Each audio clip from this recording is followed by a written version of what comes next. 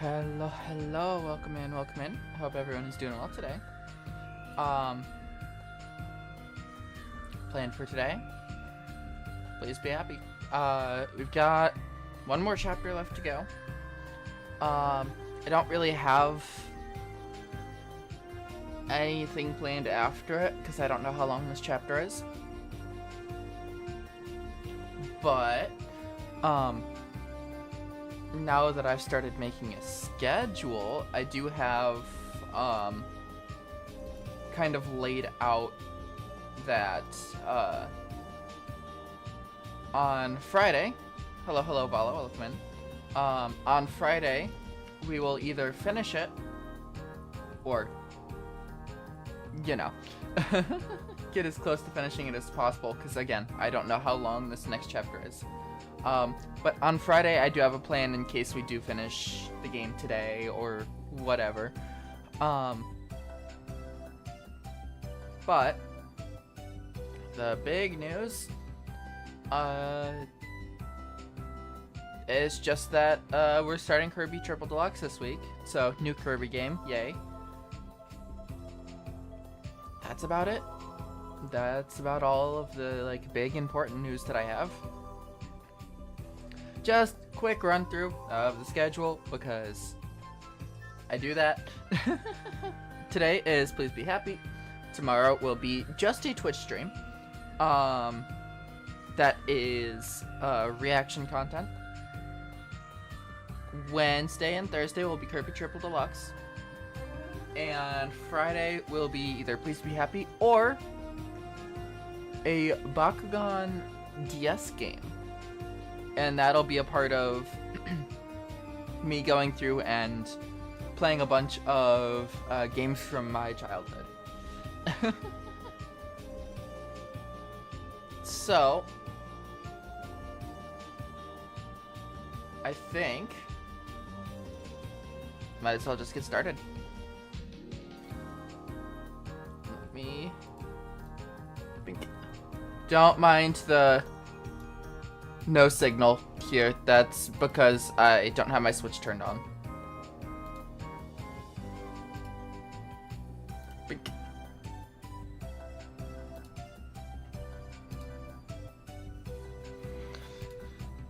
I think that's the right one.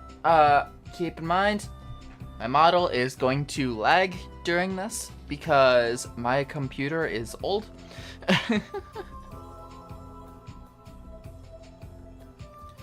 So it doesn't have the best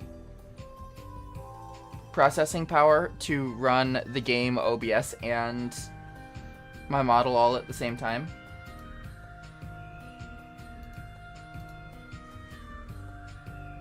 Yeah, where is it?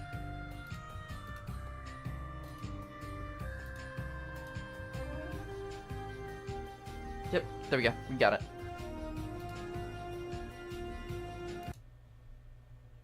Okay, pause that.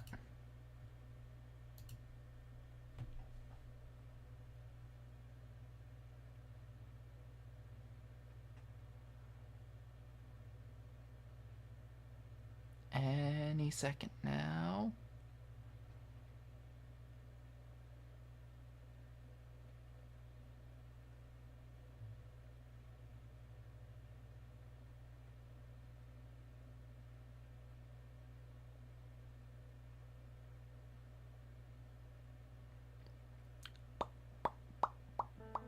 There it is.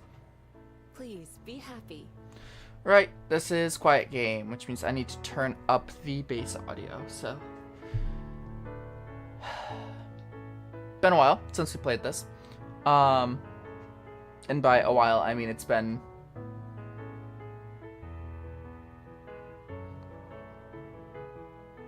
over a week. It's been over a week since we played this. Because last week,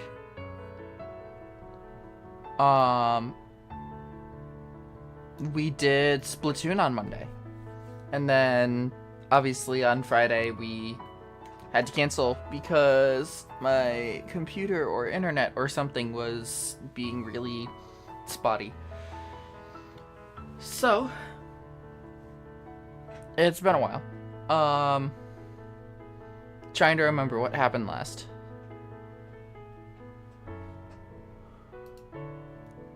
Always double check your things before you head out.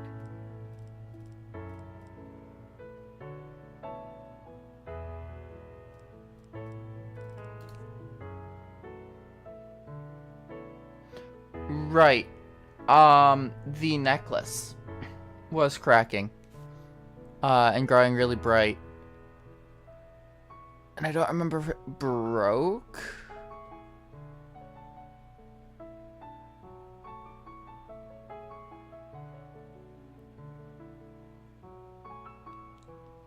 I don't remember if it actually broke yet.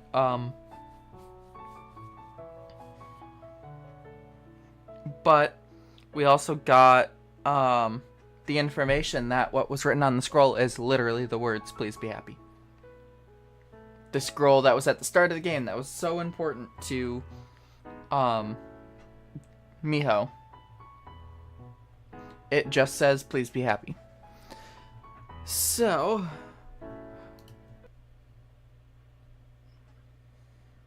let us get going. Chapter 5. And then that's just a thing mentioning, hey, you started chapter 5. Yay. November passes without much trouble as summer gets closer and it grows warmer outside. Life at the library is the same as ever in a lot of ways. Mornings are for breakfast with Juliet, and the days are spent working or with my friends. Juliet occasionally stays up late so that she can help out around the library more and get to know the patrons better. Aspen comes by when she can, sometimes only staying for a meal, and sometimes spending the day with us. I haven't seen Silver since Halloween, so over a month by now, but I'm sure she's still out there somewhere. It's the evenings that have changed the most for Juliet and me. We spend more time together, and not just at home. Right, they had that discussion about, like, kind of how, yeah. True to our word, we go for walks more often, or out to dinner, and other fun places too. We still spend plenty of quiet time with each other too, of course. The days are getting longer and longer, which means more sunlight for her to avoid. The whole month goes by like that, and so does the start of December. Before I know it, we're just a couple weeks away from the end of the year. I look out the window of the nearly empty shuttle as it takes Juliet and I out of Wellington. She sits beside me, reading quietly. The view outside is new to me, and watching the busy city streets gradually turn into nature-lined highway keeps me entertained. I'm glad for the sights, because we'll be traveling for a couple hours. It's a long way to the edge of the world. Around the time it becomes too dark for me to see very well is when Juliet tucks a bookmark into her novel and closes it, peering out into the night beside me. It's not too much longer, I think. I don't remember for sure, though. It's alright. I'm having a good time. I don't mind long rides when I'm not stowing away in a cabinet or something. That was how you first came to Wellington, right? Yup. Although, I think I had about as much legroom as the other passengers did that time. Yeah. Personal space in an airplane is not. Yeah. This bus is pretty comfy, though. Indeed. I'm glad it runs through the night. Last time I made this journey, I flew. As a bat? Yes, it's been that long. I'm not sure I could run that far, even as a fox. Most people walked back then, which could take several days. I much prefer how it is now. Just kind of goes to show Even though it's my first time. how old Juliet is. There are a handful of others on board the bus with us, most of them with bags or other belongings close by. We're probably the only ones who plan to be returning to Wellington tonight. We make a few other stops along the way, and someone gets off at each of them until it's just the two of us and the driver who remain. Going all the way to the edge? Yes. We won't be descending, though. Been a while since I've gone that far. You're heading back after, then? We intend to. I'm saying goodbye to a friend. Will there still be shuttles operating in a couple hours? I'll wait for you. Otherwise, you could be sitting around all night. Oh, that's a sweet driver. It's like, yeah, you're staying all the way to the edge? Ah, you plan to be back in the morning? Yeah, I'll wait for you. Like, oh, that's one of those things where it's like, honestly, it's the driver being nice enough to just sit and wait however long it may be, so that way they're not sitting and waiting all night for a new shuttle. Like, people just aren't like that anymore. Thank you. I appreciate it. Sure. We'll be there before too long. The further we go, the narrower the road starts to become. The narrower the roads start to become again. The trees and foliage also thin out until they practically disappear. Finally, the shuttle pulls into a small, unpaved lot. Juliet leaves her book on her seat, and the two of us disembark. There, under the moonlight, I get my first look at the overworld's edge. A metal fence runs along the abyss, seeming to stretch forever in either direction. It's similar to the one at the top of Mount Victoria, but much taller. Out beyond the fence is the open air, and nothing else. Just pure, endless nothingness. More stars than I've ever seen in my life decorate the sky. It's windier here than it is in the city, windy enough to be loud. A short footpath leads past a small empty building. Grass covers the area where we are, but fades into dirt and rock not too far away. The path ends at a small entryway that makes the only gap in the fence. It's nicer than the rest of the area. I can't imagine the lift itself has changed very much since Juliet first arrived here. A shadowy figure stands there, waiting for Juliet. I gently nudge her forward. Take your time. Thank you, dear. I'll try not to be too long. I watch as she strides ahead, meeting with Ezekiel in the shadow of the arch. I knew coming out here that their conversation would be between them alone.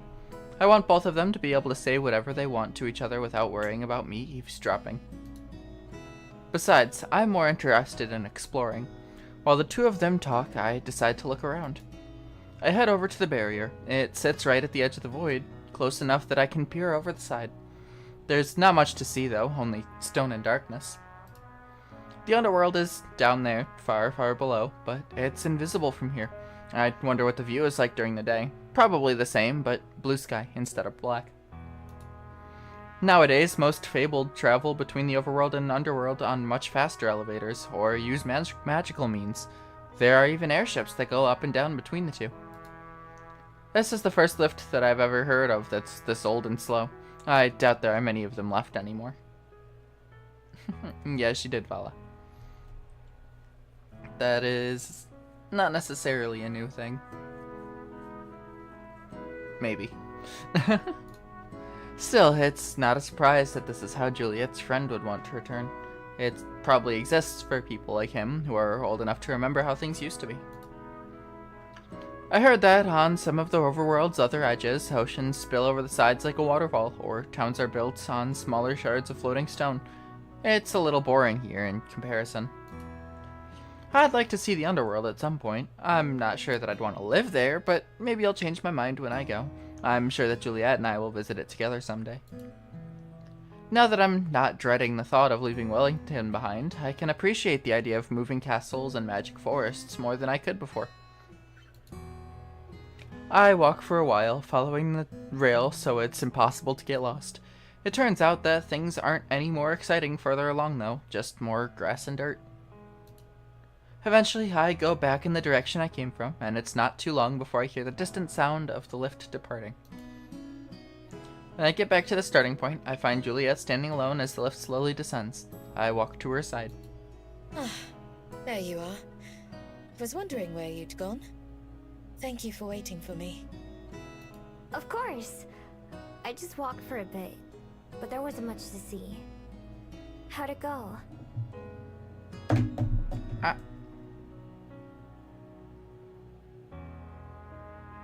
My phone was being weird. Sorry about that. What the fuck?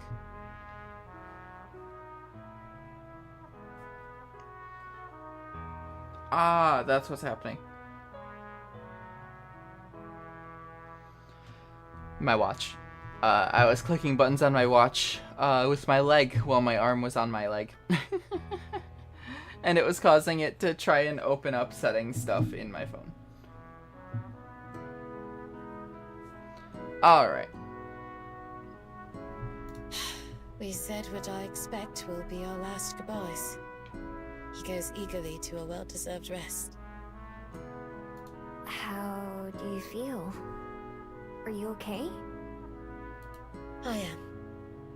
I'm grateful for everything. In the end, our paths diverged, and we're both going our separate ways without any regrets. I won't say it. I don't say it, but I'm sure Juliet is thinking the same thing I am. Ezekiel was her last tie to her former life. Her former lives, even. Now it's just her and I, and the infinite possibilities ahead of us.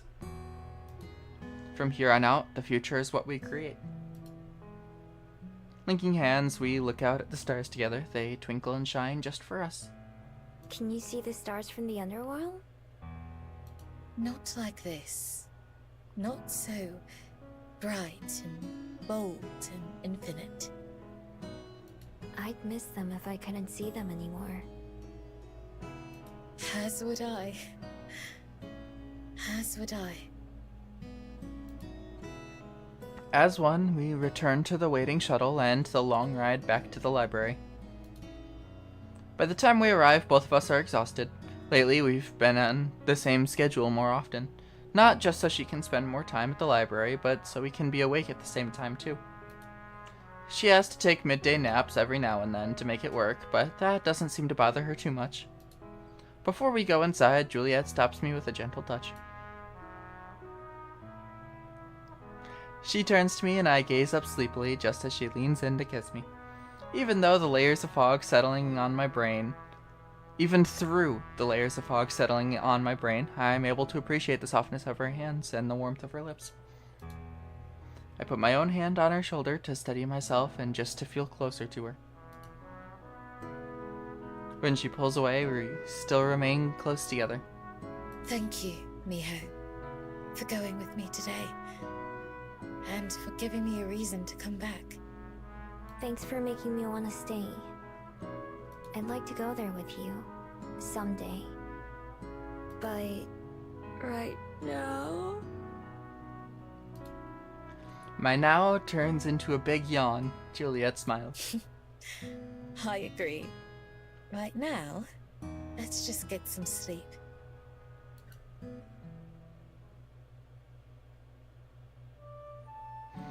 When I wake up for breakfast, I find Juliet frowning in the kitchen. Morning! What's wrong? She has the fridge door open and is looking into it intently. Good morning. It isn't a big deal, but I could have sworn there was still half a block of cheese left that I was going to serve with breakfast today, but now I can't find it. Did you have it for a snack? Nope. Maybe we ate the rest of it yesterday. There was cheese on our sandwiches for dinner. That must be it. I just forgot. Yeah, I can't find our cheese. It's okay. I'm fine with toast and eggs like always. Coming right up. While Juliet prepares the food, I make us some tea. Juliet still does most of the cooking, but tea has become my responsibility a lot of the time. I like it because it gives me a way to help contribute to our meal. I've even been cooking for myself sometimes, although Juliet's food is still way tastier. Naturally, breakfast is good, even without any cheese. Once we're done eating and just sitting together, Juliet reaches over and takes my hand. Miho, there's something I wanted to ask you. Sure. What's up? Earlier this morning, I saw that I'd received a reply to a message that I never expected to be answered. Oh? A couple months ago, I managed to find someone online that I thought might be related to your friend Zhang Ying, and reached out to confirm. Oh. Oh, we are going full circle. I thought that we had already kind of set this storyline back and, like, said, yeah, we kind of finished that. Because, like, at the start, the important things were finding Zhang Ying and what was written on the scroll. We found out what was written on the scroll, and we found out that Zhang Ying was dead. I thought that was going to be it of that. I thought that that was just kind of going to be the catalyst for different events in the story. I didn't expect us to actually go full circle with it. They never got back to me, and so I didn't mention it to you. But then today, she finally responded and said that yes, they are distant relatives. She said that if you'd like to talk with her, she'd be happy to tell you a bit about Zhang Ying, or at least what she knows. Is that something you'd like to do? Oh. Wow. I guess you wouldn't be shocked that I never even thought about them maybe having a family. I thought that might be the case. You're welcome to think about it and get back to me later. In my mind, Zhang Ying was always alone, but with me. They belonged to the forest and to the rest of the world equally. But it makes sense that they weren't really alone. They had people who loved them too. It hits me that there's so much I don't know about Zhang Ying. Really, I barely know anything. Every minute shared with me only represented a very small part of their life. In a sense, they may as well be a stranger. I'm a little afraid that knowing more about them could change how I feel about them too. But I decide that's a risk I'm willing to take. I'd rather know more about who they really were. Nah, I don't need to. I'd like to talk to her.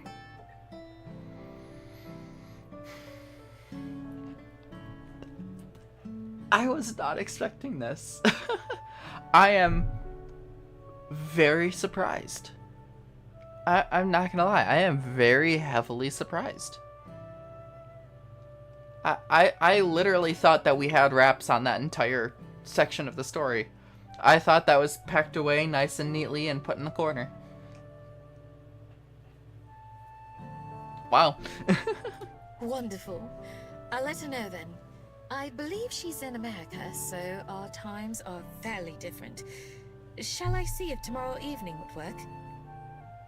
Sure, that sounds good. Thanks.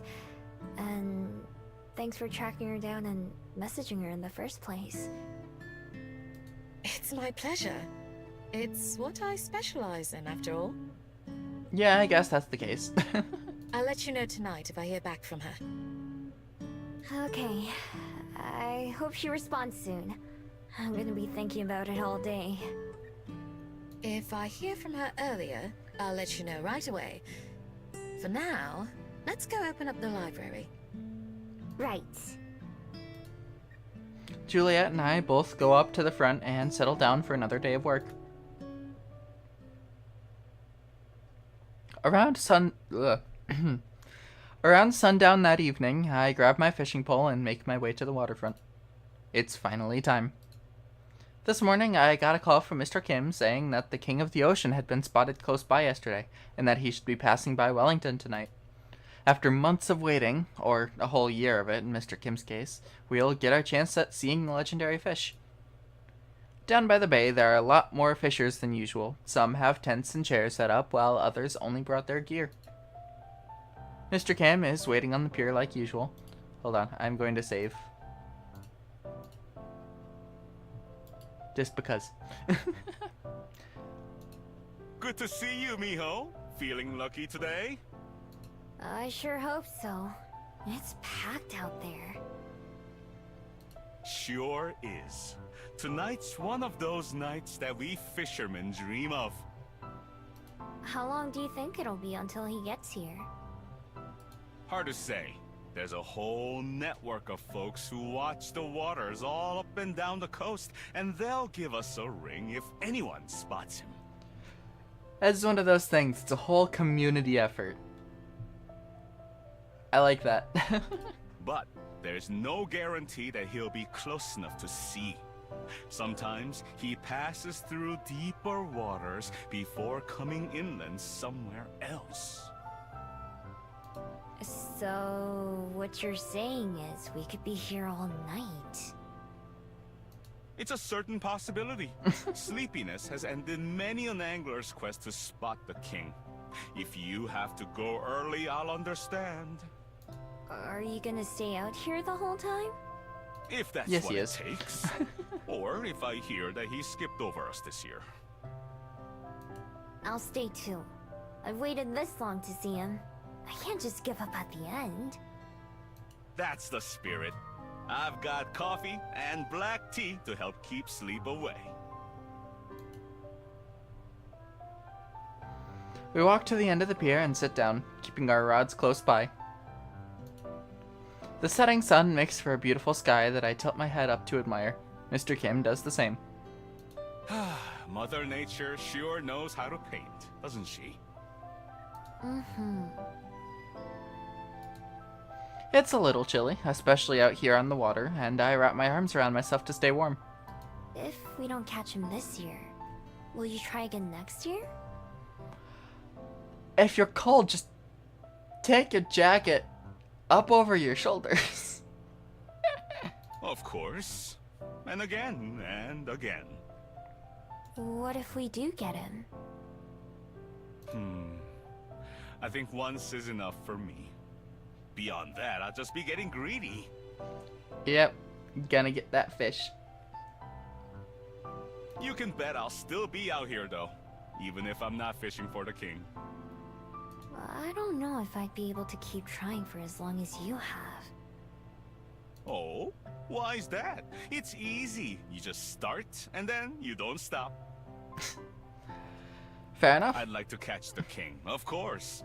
But I've come to enjoy the waiting just as much. It's something to look forward to. If I miss him, I'm disappointed, of course. But it just means that I get to try for another year.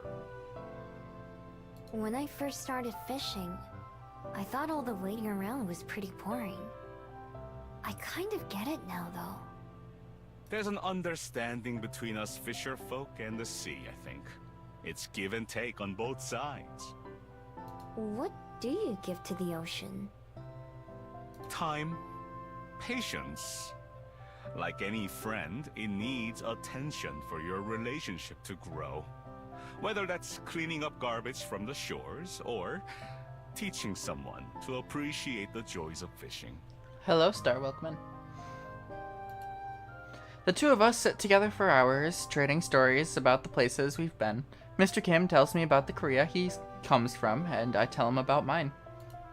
He even pulls out a thermos of, myeongtang, spicy fish stew, for us to share.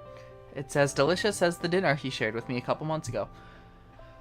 Once again, I say this every, stream of this, but I apologize. I don't know Korean, so I am probably butchering the actual pronunciation of that, but I'm trying.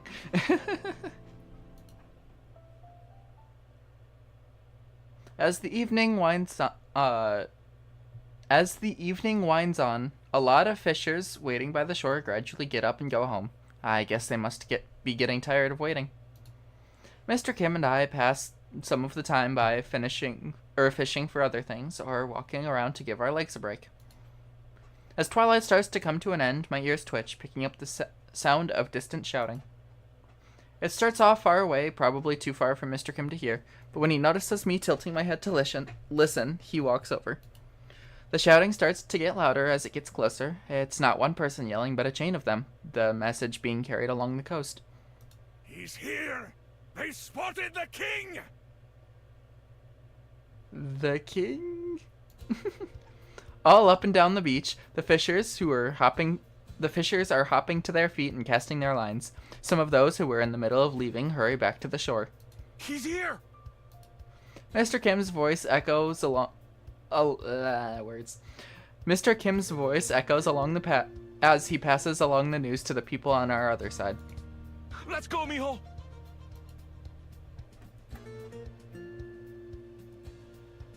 Both of... Why is English so hard today? Both of us cast our lines out, and I lean forward to try and get a glimpse of the fish himself. Where is he? He could be anywhere. Keep an eye out. I like how the music is like the very like energetic kind of pushy one, I guess. Not pushy in the negative sense, but pushy as in it's like kind of a driving song. I like that they chose that one for this moment. Mr. Kim shades his eyes with one hand to search around, and I see other fishers doing the same. I wonder how far away from here the king was actually spotted. With how many people are waiting for him, the news could have come from pretty far away. The ocean looks the same as ever to me, lapping gently against the pier where we're standing. Occasionally, someone reels in a normal fish, but nothing out of the ordinary. Suddenly, I notice something sparkling in the water several meters away from where we are. At first, I think it's just a trick of the light, but then it moves, disappearing and reappearing a little bit closer. I tug on Mr. Kim's shoulder to get his attention and point. Hey, is that? The sparkling disappears and doesn't resurface. Both of us watch with bated breath, ready to start reeling at the first sign of a bite. There! Mr. Kim stabs a finger toward the sea, and I watch the spot he's pointing at. Sure enough, I see that light again. This time, it's close enough to see the vague shape of the fish, but not near enough to see clearly. The king! The glittering fish slowly comes closer, moving in short bursts. Sometimes it dashes off in another direction, then wriggles back towards us. Finally, it comes into view. The king of the ocean swims in front of us, 4 long whiskers streaming from its face. The scales are shades of beautiful blue and purple, but shine with other colors too as the sunlight hits him. He's bigger than any fish I've ever seen, but still smaller than a person. Swimming just below the surface, his top fin sometimes breaks through the water. I get a good glimpse of his big eyes as he passes us by, and the sparkle disappears as he dives down deeper on his way. Whoa. Whoa, indeed! I've never seen him that close before. This must be my lucky day after all. Even though he didn't stop for us, my heart races with the thrill of seeing the king at all. That was worth the wait. He was so far out that I'll bet a lot of fishers on the shore didn't get to see him at all. Glad you think so. Well, I wonder where he'll be. Mr. Kim cuts off mid-sentence as we both see the same thing. The sparkle of the king's scales reappears near the pier. The king comes closer and closer, and then dives down again and disappears. Mr. Kim and I look at each other. I hold my breath as if moving could spook the fish. Seconds pass, then a minute. Then, I feel a tug. I've got a bite. Reel it in, mijo! I try, but the fish on the other end is fighting back. I have to hold on tight just to avoid having the fishing rod yanked out of my hands. I need help. Mr. Kim comes to my side and grabs the handle too. Both of us work together to pull and reel, and slowly I feel us start to gain ground. The two of us brace ourselves and then both pull as hard as we can. With a huge splash, the king breaks through the surface of the water, dangling from the end of our line. He hangs there for a moment, looking at us like he's judging us. The two of us stare back in silent awe as I realize something. The king let us win. After only a couple seconds, he opens his mouth and spits out the lure, freeing himself and plunging back into the ocean. That really does feel like a "you let us win" moment. Just like moment sitting there looking at you, then and then drops back into the sea. That's awesome. All that remains are the ripples, and in a moment, even those are gone too. Other fishers who saw what happened start to gather around, congratulating us and cursing us. Mr. Kim handles all the praise with a smile and a laugh, while I try to stay to the side and avoid as much attention as I can. It takes a while for the crowd to disperse before finally leaving us alone. Well, Miho, we did it. Yeah, no picture, unfortunately, but you know. Yeah. I can't believe he came back to us. Literally, that was a huge bait and switch there. Like, you got, the king just disappearing, and you're like, oh well, they missed it. Unfortunate. And then just, nope, they're back. Oh, man. Maybe he didn't like the look of what they were serving farther up the shore. Yeah, no, just... That really feels like an intelligent fish who is just kind of challenging the fishers. I do really like that. It's very much so a, hey, guess what? I'm here, I'm going to choose one of you, if I so feel like it. And only one of you is gonna get lucky and catch me. And then kind of looks at the options. And they're like, okay, this one back here was probably the best one to go to. Let's go there.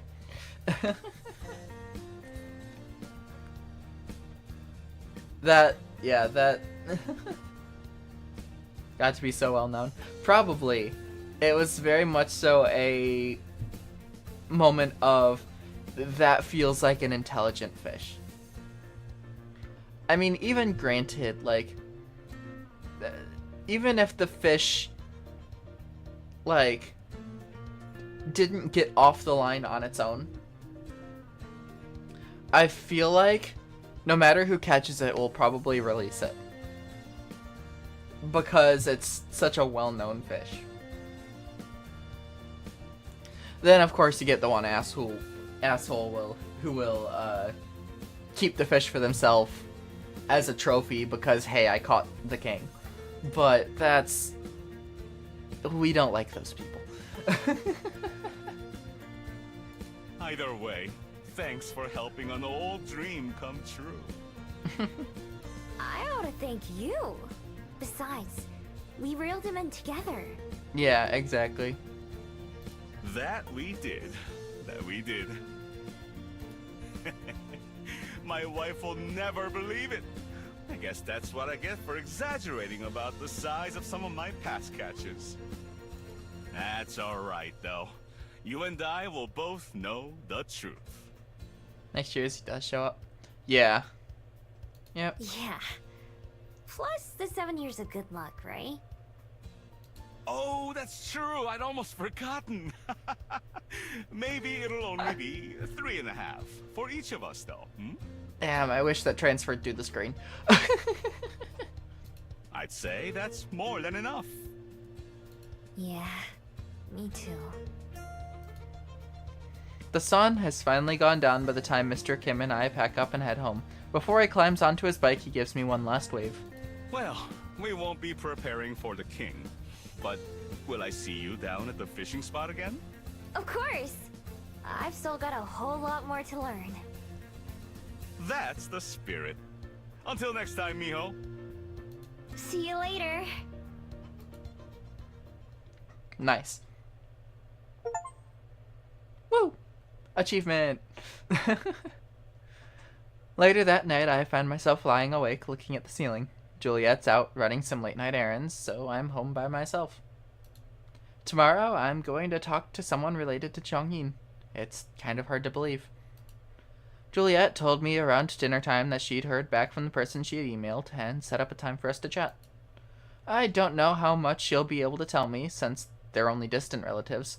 Still, anything will be nice to know. I hadn't been expecting to learn much about them at all. As I'm lying there, thinking about what I'll ask tomorrow, I hear a muffled thump from the kitchen downstairs. I sit up. It's a little early for Juliet to be back. Maybe she forgot something? It's gonna be Silver. I'm gonna guess it now. It's gonna be Silver trying to sneak in or something. That doesn't seem likely, though. I move silently as I get up and leave my room.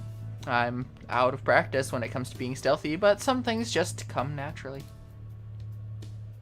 It's dark downstairs, just like we left it when we closed up for the night, and I went to bed. I tiptoe over to the kitchen, peeking into the darkness. Juliet's not there, nor is anything else out of the ordinary. I look for what could have made the noise, and finally notice Juliet's parasol lying on the floor. It must have fallen over and hit the counter or something as it did so. Someone in the fridge? Yeah. My guess, Silver sneaking in and eating the food out of the fridge. But what made it fall over? Suddenly, the door to the fridge swings open, all on its own. Light shines out of it, revealing nothing. I pinch myself to make sure I'm not dreaming. Right before my eyes, an apple and a half a sandwich that I made earlier float up off the shelf and into the open air, and the door shuts behind them, bringing back the darkness. Someone invisible? Who the fuck? The apple and sandwich float out of the kitchen and towards the front of the library, turning the corner and disappearing into the book room. I swallow. Some kind of magic is clearly at work here, but I don't know what kind. I consider going upstairs to get my phone and call Juliet, but my curiosity gets the better of me. Quickly but quietly, I follow in the same direction, poking my head around just in time to see the food float behind one of the far shelves. I take deep breaths as I move towards it, feeling my old fight-or-flight instincts kicking in for the first time in months. Pressing my back against the shelf, I slowly peer around the corner. Oh, hello. Sitting on the ground with her back against the wall is a young girl. Her pointy ears mark her as some kind of fabled, rather than a human. She has the apple in one hand and the sandwich in another, and a raggedy blanket beneath her. She takes a noisy bite of the apple, smacking her lips as she chews, followed by the noisy bite of a sandwich.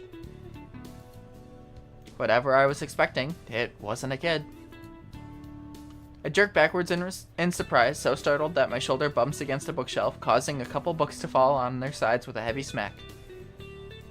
I whip my head back around to see the girl drop the apple in fright, her eyes going huge. I step out in front of her, about to ask her name or what she's doing.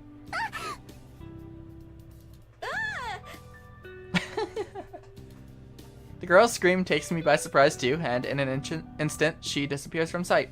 1 second she's there, the next she's not. What the? I hear footsteps and realize the air move, and feel the air move as she rushes past me, and I realize what happened. She can turn invisible. Hey, wait! I reach out in the direction I think she is, but grab only empty air. Don't even know what I'd have done if I somehow caught her. Running towards the front, I arrive just in time to see the front door open and close immediately as she hurries outside. I follow, throwing the door wide as I go. As I step out onto the front porch, though, I know she's already gone. Studying the darkness, I look for any sign of her, but don't see or hear anything. For all I know, she could be right next to me. I consider calling out to her, but I'm sure she wouldn't believe anything I have to say. What would I say? Judging by the blanket, she was probably planning to sleep in the library. The spot she chose wasn't too far from the one I picked when I was going to do the same thing. Oh, and this is going to be another full circle moment where instead of Miho being the one trying to find a place to sleep, it's someone finding a place to sleep that Miho will then... Interesting. We're getting to see the other side of it, because right now Miho is in Juliet's place when it all first started. The missing cheese from this morning makes sense now too. How long had she been doing this? It's possible that other food has gone missing too, and we just didn't notice. I don't know how old she is, but it was clear that she's just a child. Did she run away from home or something, or does she not have one? It's a comfortable night out without any threat of rain, which is a relief, but I know that even the best night outside doesn't really compare to having a roof over your head. I'd stay out front for a little while longer, but of course she doesn't come back, or at least she doesn't show herself. Eventually, I return to the spot she was hiding. The apple lays on its side, already turning brown in the one spot where the bite was taken. Cheese, tomato, and mayonnaise stick to the floor where the sandwich fell apart, with the slices of bread nearby. I clean everything up, tossing the dirty food into the trash. Then I make another sandwich and grab another apple, wrapping those in a paper towel just like I did when I took some food to Silver. I also grabbed the ratty blanket. It has holes running through lots of it and doesn't feel very warm to begin with. I fold it up and go back outside, setting it down on the edge of the porch along with the food. Then I return to my room. From my bedroom window, I have a clear view of the path to the library. I watch for a while, waiting to see if the girl returns, but she doesn't. Maybe I scared her away for good. If I'd been in her position, I probably wouldn't come back anytime soon. Eventually, my eyes got heavy and I lay down, settling into bed. Wherever the girl is out there, I hope she's able to get some decent sleep.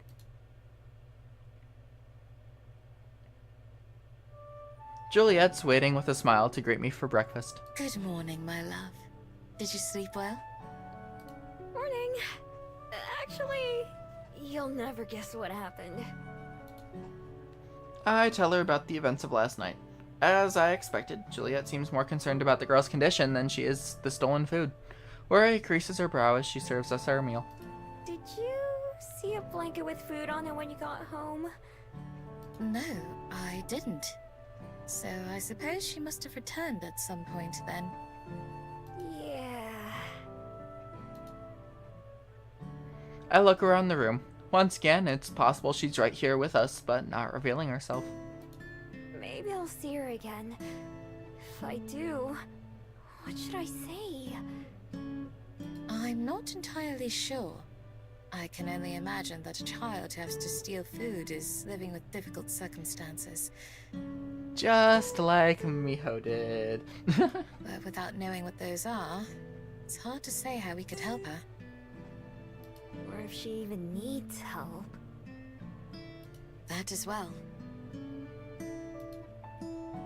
Of course, Juliet goes straight to offering assistance without even having to think about it. That's basically where my thoughts were headed too, though. From the moment I stood upright, I had my survival instincts to keep me safe, and I was able to adapt to my new life as a thief pretty quickly. It's possible that this girl had been living the same way for a long time, but still, she's too young to have to. Well, I'll keep an eye out. If I do see her, I can try to learn more about her. At the very least, maybe we can find out where she came from.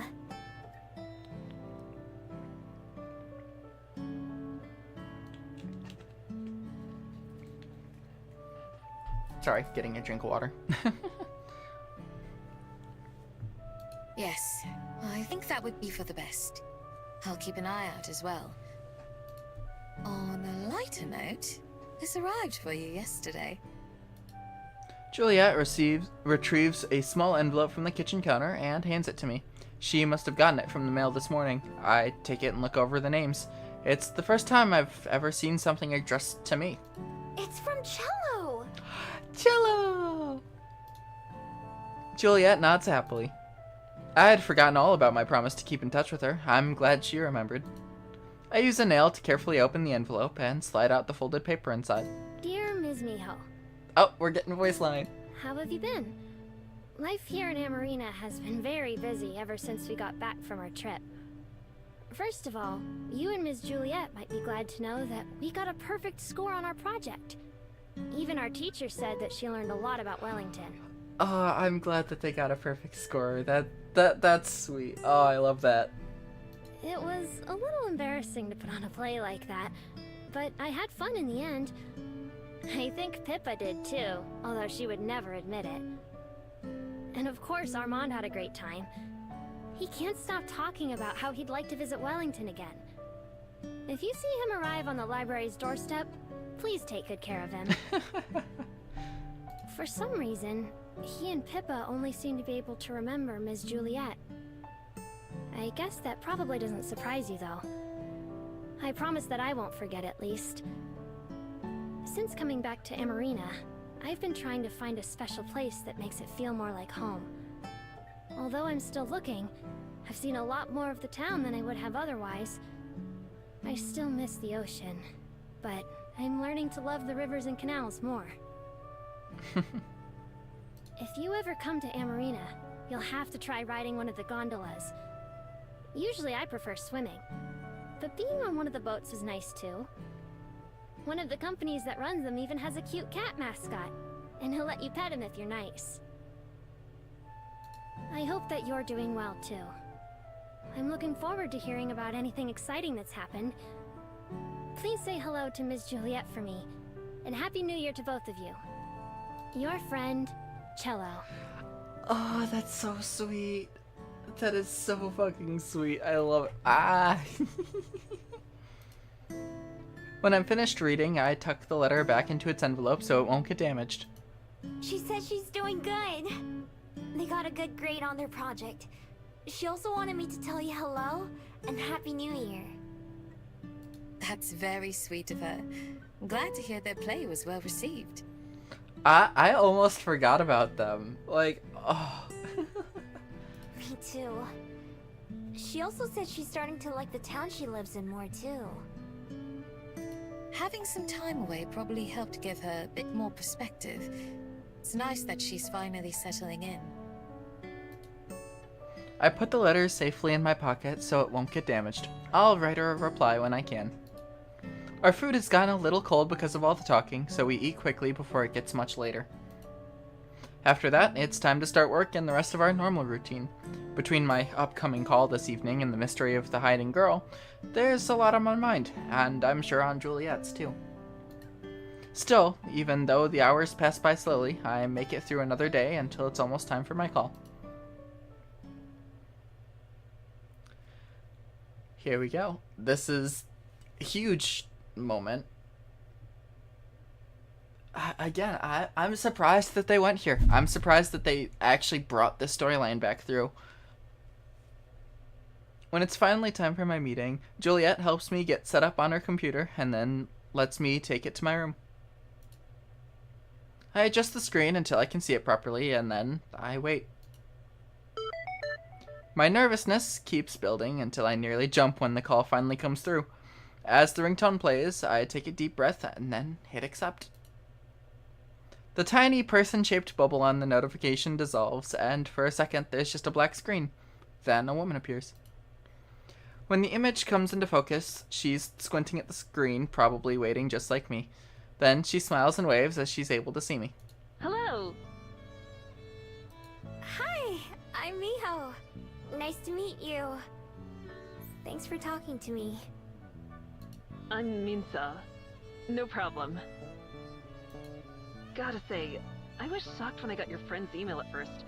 I thought it was gonna turn out to be some kind of scam, and eventually she'd ask for money. I will say she's a bit hard to hear, but I think that's more because they tried to make it that way because it's supposed to be audio from a video call. But it's a bit hard to hear, so sorry. Apologies for that. There's not much I can do there.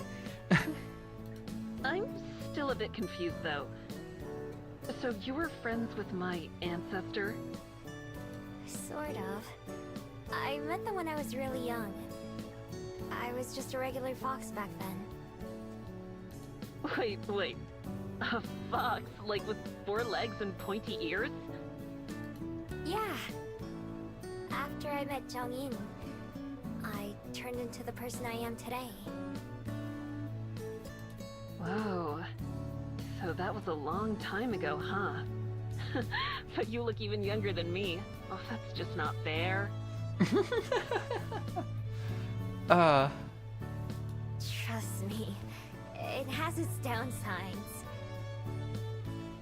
Yeah, no, I have to say, through everything, as things are starting to wrap up, it's a very feel-good kind of scenario.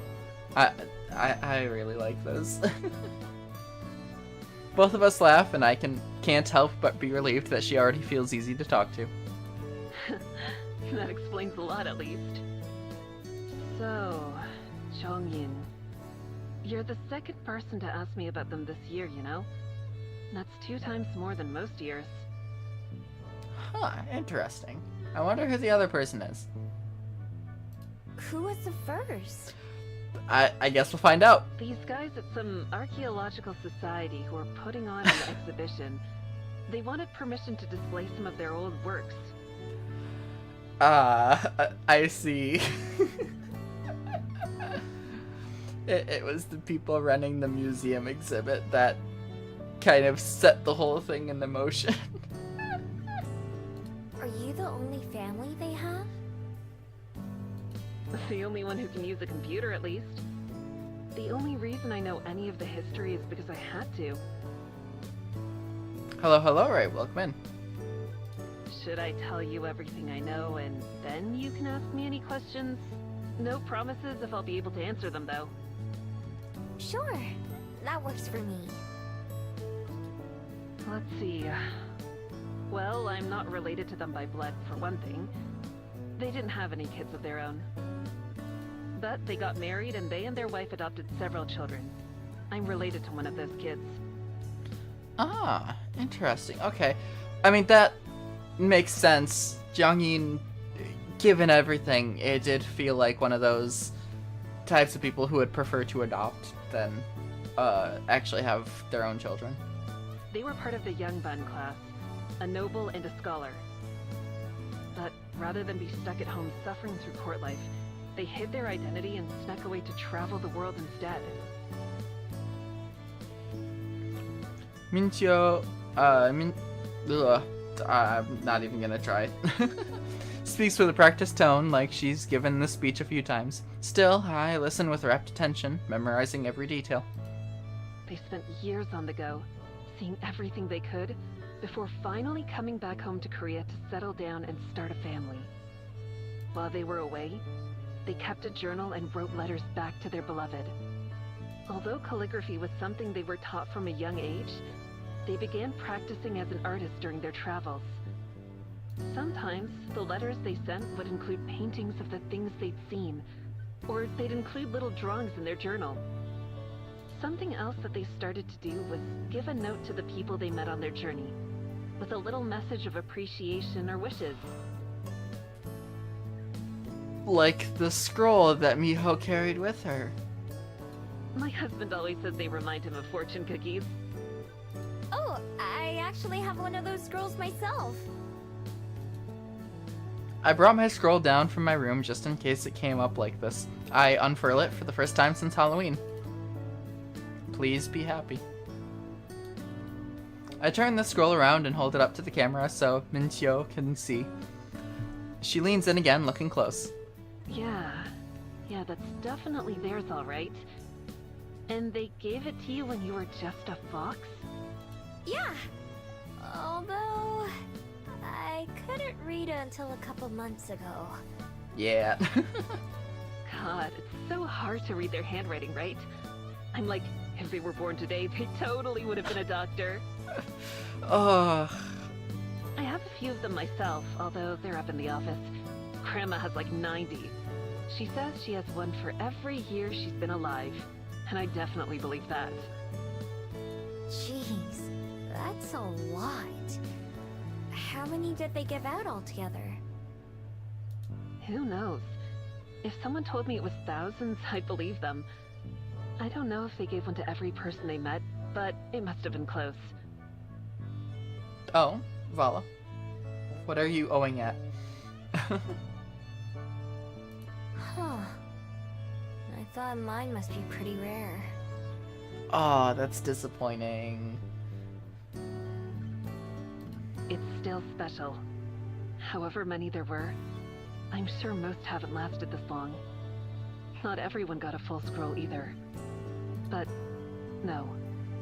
They're not some priceless artifacts that'll sell for a ton of money or something. Otherwise, I'd be talking to you from a mansion by the beach. That's fine. I'd never sell mine anyway. It's way too important to me. Yeah, I figured. I'm sure it wasn't easy to keep it safe and in such good condition. That's for sure. We've been through a lot together. That's good. I'm sure that's what they would have wanted. Yeah, that. A lot of letters, plus all special, yeah. It is a bit disappointing that it's not, like, you know, something that's special to Miho. Like, specifically for Miho or anything like that. But, like, it's still really nice to know that, like, they are specifically written for each person and stuff like that. For a while, Mincio tells me more about Jiangyin's adventures. Even though it's hard for me to picture some of the people and places involved, I still pay close attention. Then, all of a sudden, Mincio's eyes go wide like she's had some huge revelation. Oh, I'm an idiot! Hold on, I'll be right back. I have to show you. Oh. I think my guess on where this is going is that Mincio here has a painting from Jiangyin of a fox. That fox being Miho. That is my guess. And Mincio didn't think about the fact that when Miho said that she was a fox, that it could be the same fox. That's my guess. She gets up and runs off screen, leaving me with a view of an empty chair and a bookshelf. Instead, I look down at my scroll. Somehow, I'd always assume it was one of a kind, or at least something rare and meaningful. But somehow, finding out that it isn't the case doesn't really bother me. Instead, it's nice to think that they met so many people to be grateful to, or who left an impact on them. If there were thousands of scrolls like mine out there, then that's not a bad thing at all. Yeah, Ray, on Friday the stream went horribly wrong and then ended in like 10 minutes and then canceled stream, so yeah. After a few seconds, Mincio returns to the computer and sits down carrying a scroll herself. This is one that I had in the office. I can't believe I didn't think about this sooner. Sometimes they'd include a butterfly in their signature or hide one in their paintings because they said they were inspired by butterflies to travel with the wind.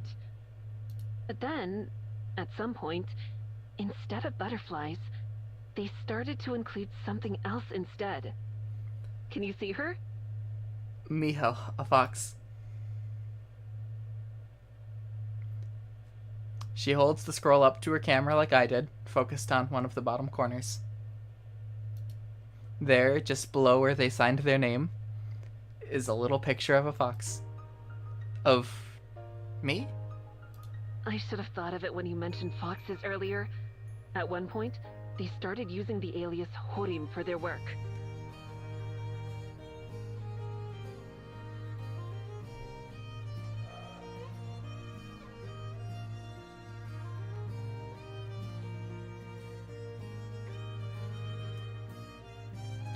That means that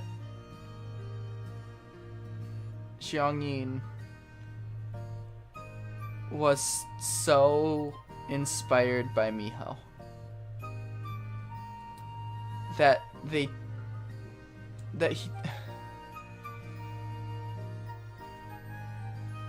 started using a fox for their kind of symbolic nature.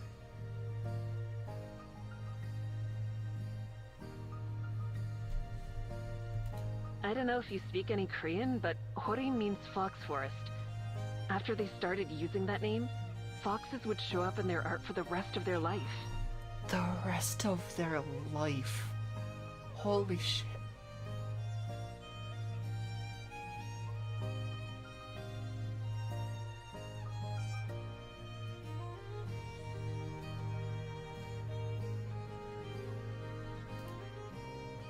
The drawing consists of just a few brush strokes that make a head and ears and face. Still, it feels like seeing a photograph of myself.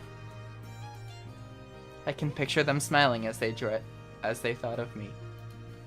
I'd always wondered if our time together was as important to them as it was to me. Hearing that they chose that name practically confirms it. Thanks for showing me. I can feel the threat of tears. But somehow, I managed to keep my composure. Yep, oh man. I'm with Miho on this one. No problem. Grandma's gonna freak out when I tell her I talked to you. I've told you basically all I know, but were there any questions you had? Yeah, I did have one. I'm a little afraid to know, but How did they die? I take a deep breath. They were humans, so my question is only natural, but still. Exhaling, I make myself ask. how'd they die? Yeah. Pincio smiles. Old and peacefully. Their wife outlived them, but not by too long. They had the typical funeral that was expected when they passed away, but then they actually had one final secret request to their family. They wanted to be cremated. Back then, it was basically unheard of, especially for someone of their stature. But they really wanted it to be done so that they could have their ashes scattered. Tiger Mafia, this is a visual novel called Please Be Happy. And this is the final chapter, so we're reaching the end, but... Sorry, this scene is... something else.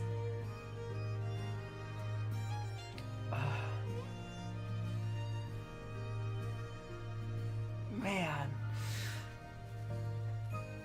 I still can't get over the fact that Jongin started using a fox as their symbol. Specifically Miho. That way, the wind could pick them up, and they could keep traveling forever. So then... it sounds like they were happy. Oh yeah.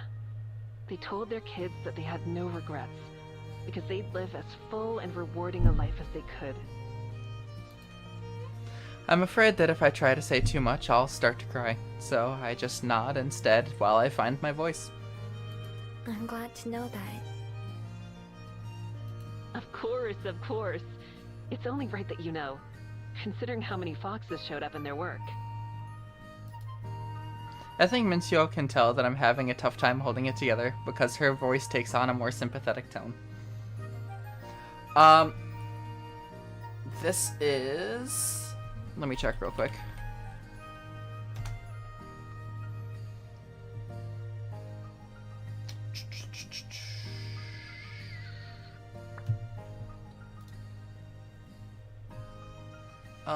This is the sixth stream of it, and my streams are about 4 hours.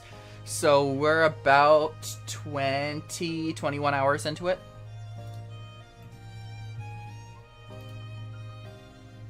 That's roughly how far we are. We're close to the end.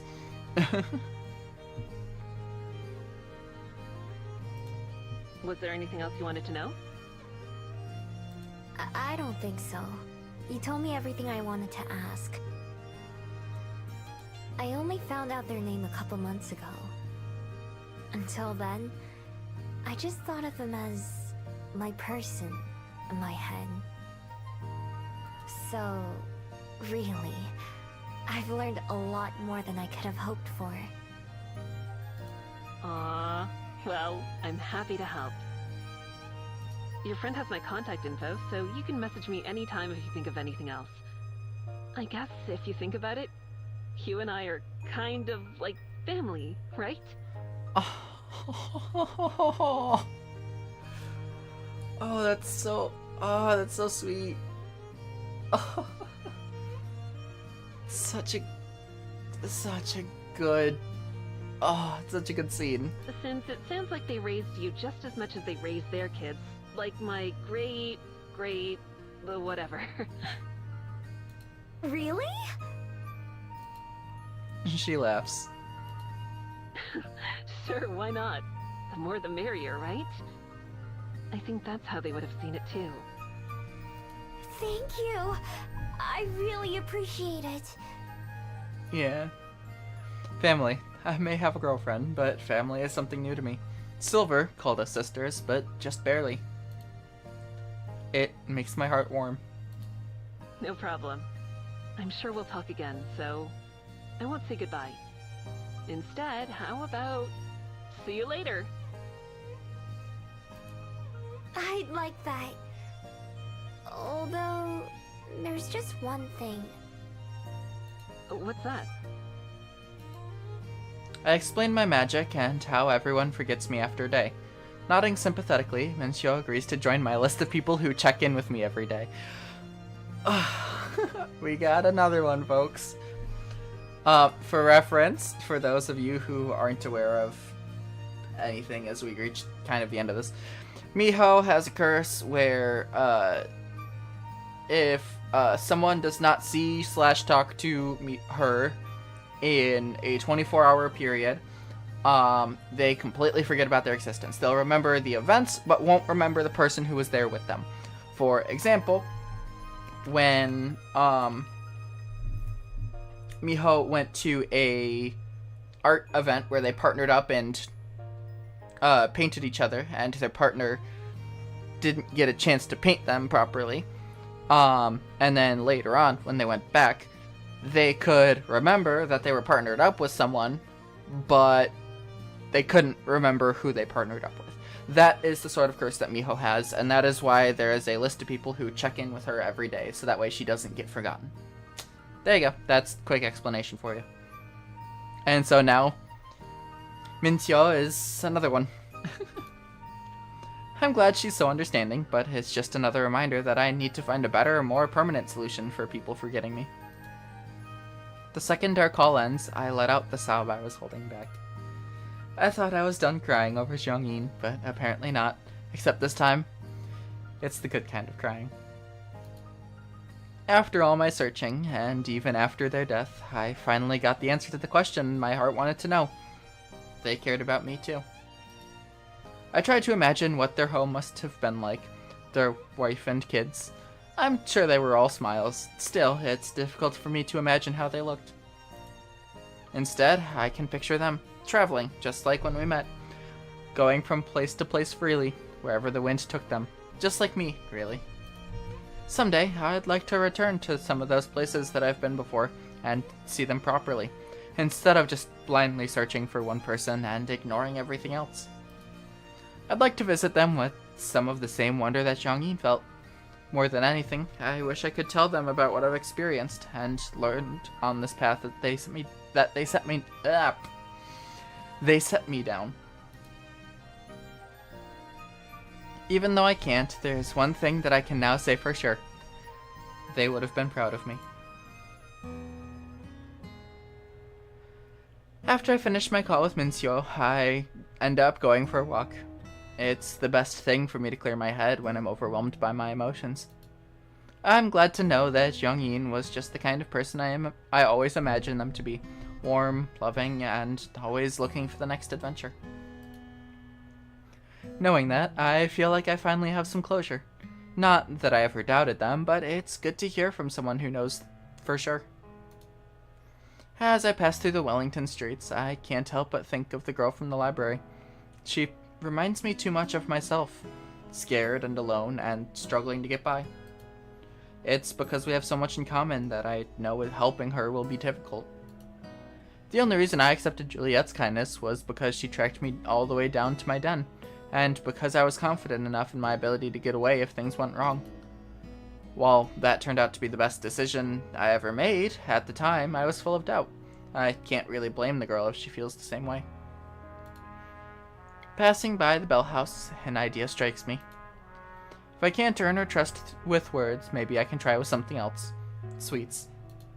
I stop by another bakery and buy a slice of decadent-looking chocolate cake. The person who cuts it for me places it in a fancy box with a ribbon on top. It costs me several hours' wages, so it better be good. With my bait in hand, I return to the library and wait until nightfall to put my plan into action. I fill Juliet in on the details and we agree it'd be better for her to stay upstairs, just so there's less of a chance of the girl catching on and getting spooked. We haven't had any more food go missing or move around today, so we're not even sure if she's around. I keep an eye out for the scruffy blanket or any other indicators, but don't see anything out of the ordinary. Well, I won't be too disappointed if I end up having to eat the cake for myself. After finishing dinner, I take the English is difficult. I take the slice out of the box and put it on a plastic plate. and then put that back into the fridge. Then I go up to my room and wait. I watch TV for a while, but keep the volume low and rest my eyes without actually falling asleep. I keep my door open just a tiny bit, but not enough that it would be obvious from downstairs. Finally, around midnight, I hear a noise from below. I crawl out of my room and down to the kitchen where a tiny bit of light is emanating from the fridge. You could track her if something of hers shows up. Yeah, she could. Sure enough, it's the girl again. This time, she doesn't bother taking her prize back to the shelves or even turning invisible. She stands in plain sight with the plate in one hand. She devours the cake, not even bothering to use a fork. Instead, she just uses her fingers, tearing off one bite at a time. Her face and hands are covered in chocolate and frosting. She's so distracted that she doesn't even notice me approaching, although I make sure to not block her off from the front door so she doesn't feel trapped. Hey.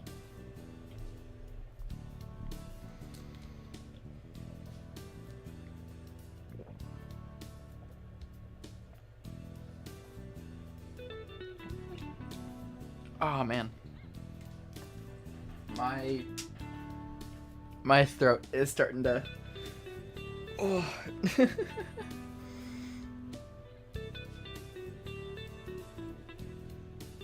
I will say that that whole interaction with Myung-sho, or however you pronounce it, again, apologies, I don't speak Korean. It's a very emotional scene. I was getting emotional over it. Like, that whole thing where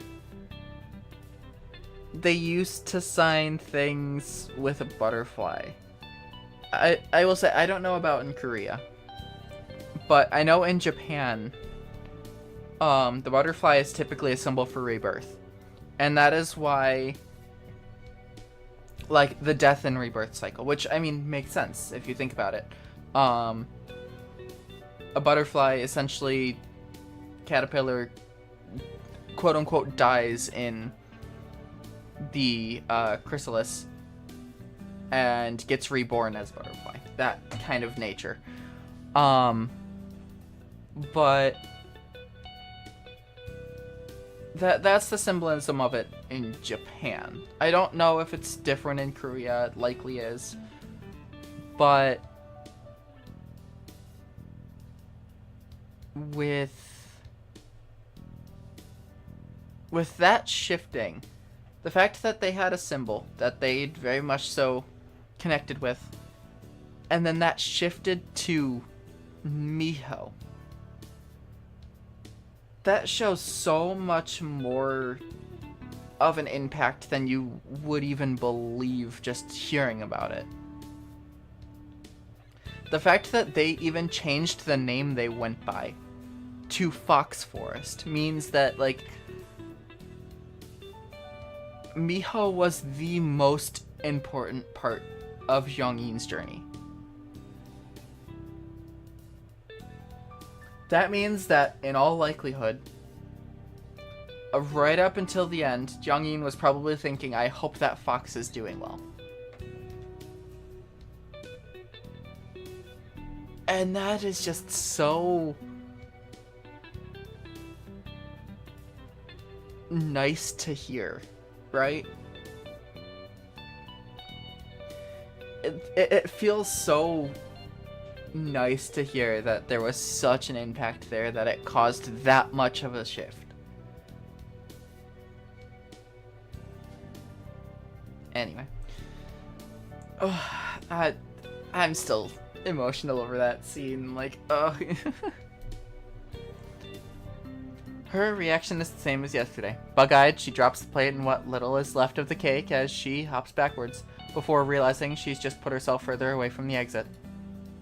I stay still, other than holding up my hands to try to show her I don't mean any harm. It's okay. You're not in any trouble. I bought that cake for you. I try to keep my voice calm and low, as close to how Juliet usually talks as I can manage.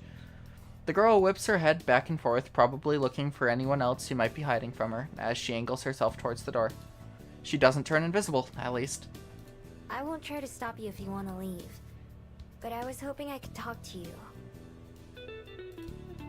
The girl stares at me mistrustfully from the other side of the room.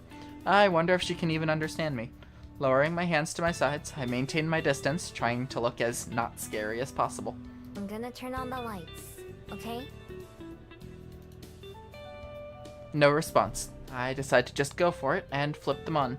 Although she blinks at the sudden brightness, it doesn't make her run any further. You were hiding out in the library, right? And sleeping on the floor? More staring. I notice she doesn't have her blanket with her. It's okay. I'm not mad. Neither is Juliet, the other person who lives here. Maybe you've seen her around. At last, the girl gives a slow nod. Taking that as a good sign, I put on my friendliest smile. I did the same thing before. I was hiding behind some of the shelves and Juliet found me. I thought she was gonna kick me out, but she was actually really nice. She let me stay in one of her extra beds and even gave me some food too. I bet you're so hungry, right? Even after the cake? Another reluctant nod. She hasn't moved at all since I started talking. I can make you a sandwich or something if you want. That's what Juliet made for me. Do you want one? This time, she doesn't respond, just stares at me from afar. You don't have to if you don't want it. We just want to help you out, since it seemed like you might be in trouble. Finally, the girl points at me. Ain't you a wolf? Huh. Wolf. I wonder what that would have to do with what she is, if anything.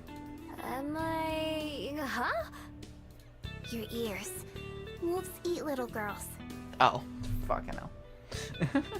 It takes me a second to process what she said. At least she can talk. Oh, no. I'm not a wolf. I'm a fox. Look. I hold my arms out and transform, shifting into a fox. The girl's eyes go wide again, even bigger than when she was running away. I turn in a small circle to show her, fluffing out my tails, but I don't get any closer. Then I change back. See? I've never eaten someone. Promise. I've never eaten someone, promise. That's such a weird phrase. The girl watches me, trying to decide if she believes me or not. Even though she's so young, I can imagine what she must be thinking and feeling right now, trying to weigh up the dangers of sticking around versus getting out while she can. I couldn't really blame her if she decides not to trust me. Even though I'm being honest, there's no way she could know for that, for sure. It's a dangerous world out there.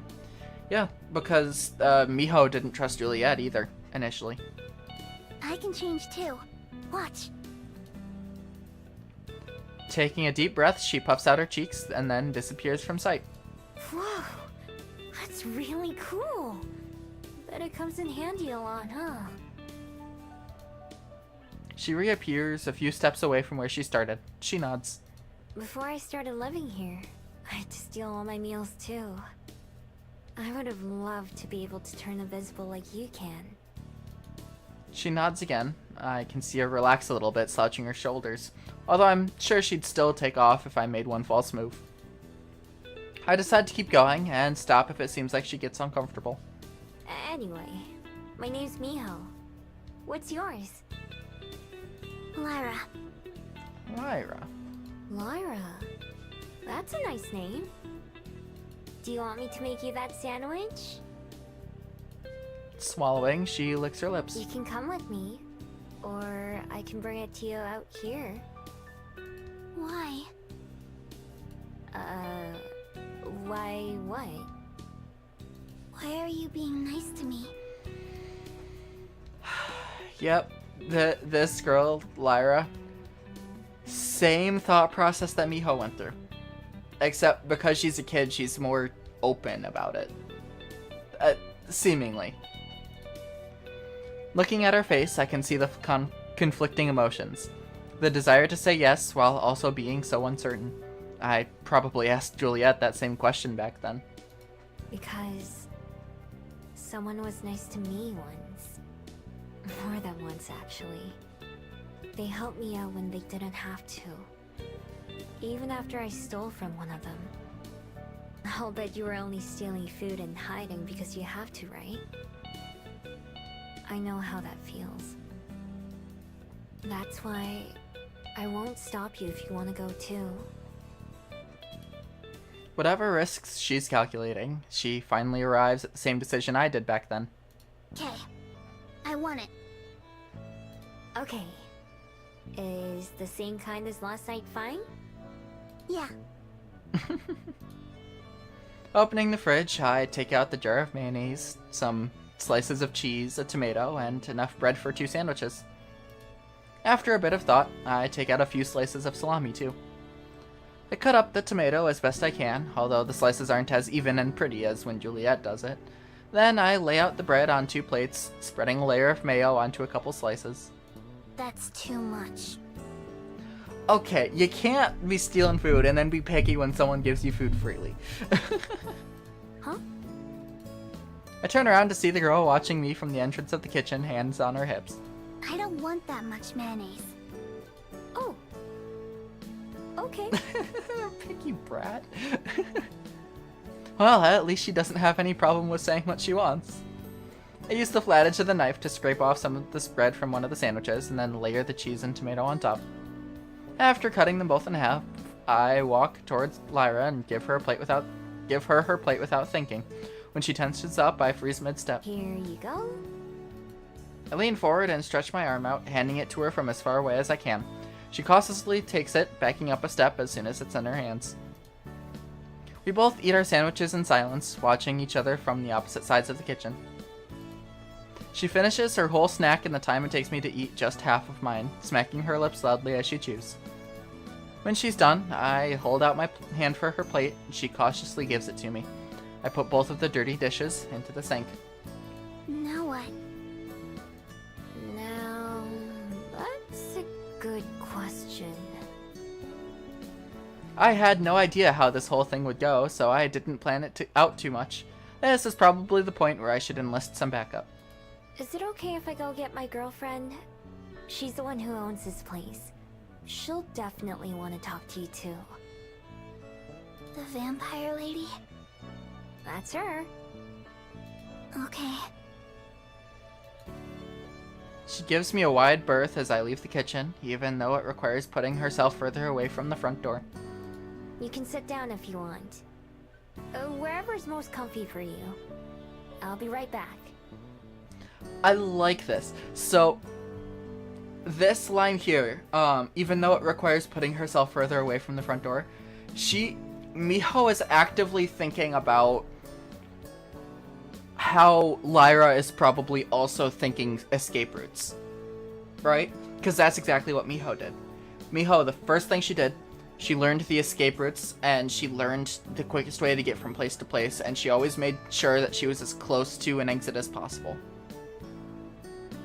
So, now in Miho's thoughts, she is subconsciously thinking, okay, she's doing this despite the fact it goes against the escape route plan.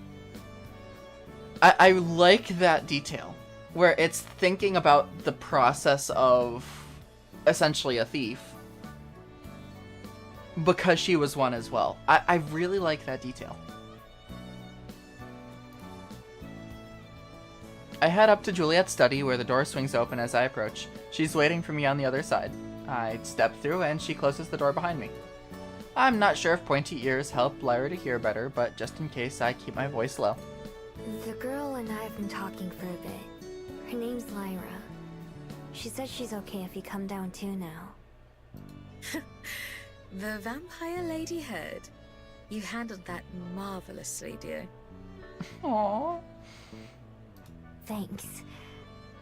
I just tried to think about what you would say for the most part. It helps that I know how she probably feels right now. I'm sure your sincerity helped a lot. For what it's worth, I don't think I could have done any better. And that is high praise coming from Juliet. Oh, I don't know about that. You're a lot better with words than me. Words aren't as important as intentions. And I'm sure she could tell that yours were good. Yep. Yep, it's always the meaning behind the words, not the words themselves, that kind of gain the attention and the, I guess, trust slash lack of trust. What do you think we should do now? I didn't ask, but I'm not sure if she has anywhere else to go. Let's go downstairs and talk to her. I have an idea for tonight, at least. I follow Juliet back to the kitchen, where Lyra's taken a seat at the dining table. She tenses up as we approach, but Juliet also keeps a respectful distance. Good evening, Lyra. My name is Juliet. It's nice to meet you. Miho told me the two of you spoke for a while. Would it be okay with you if we sat down as well? Eyes flicking from me to Juliet and back again. Lyra eventually nods. Juliet and I pull out chairs as well, and we sit next to each other, on the other side of the table from the kid. Would you mind if I asked you a couple of questions? You don't have to answer anything you don't want to. Okay. Thank you. Would I be correct in assuming that you've spent a few nights sleeping in the library? Yeah. I had a blanket, but it's lost now. I see. If I may ask, does your family know where you are? They ain't got one. Yes, You don't have a unfortunately. family? Is there anyone that you live with? Or who takes care of you? Nah, I'm by myself. Is there somewhere that you live? Or usually stay at? Not anymore. Okay, is this a runaway? Or is this like their home ransacked sort of scenario? I guess that would be an important question, because if we think back to the start, there was that kid at the start, Timothy, I think his name was, at the very top of the game, that ran away, that his mother was looking for him on the beach. And I wonder if it's another one of those scenarios, or if it's darker than that. Not anymore. Does that mean you did until recently? Yeah. The girl isn't exactly forthcoming with information, but Juliet takes it all in stride, maintaining that calm, even tone that I was aiming for.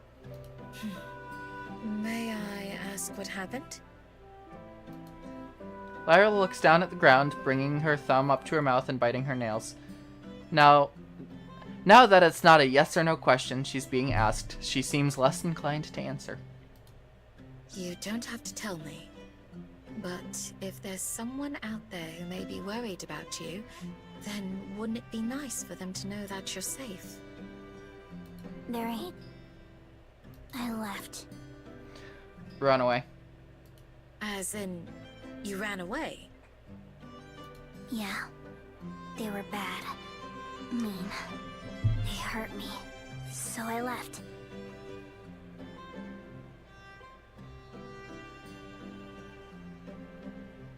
Okay, I was not... Abusive family was not on my bingo card. Your family? No. My parents died. They were people who said they'd take care of me, so I had to live with them. Nobody asked me. But they didn't care about me. They told me that. Ugh. Juliet and I exchange a look. Lyra says all these things so matter-of-factly, still looking at the ground. I'm so sorry to hear that. Both about your parents and the awful situation you were put in. I'm very glad you were able to get away. Really? You believe me? For the first time, there's a flash of excitement from the girl. It's impossible to know if she's telling the truth, but we don't have any reason to doubt her. That's the big thing.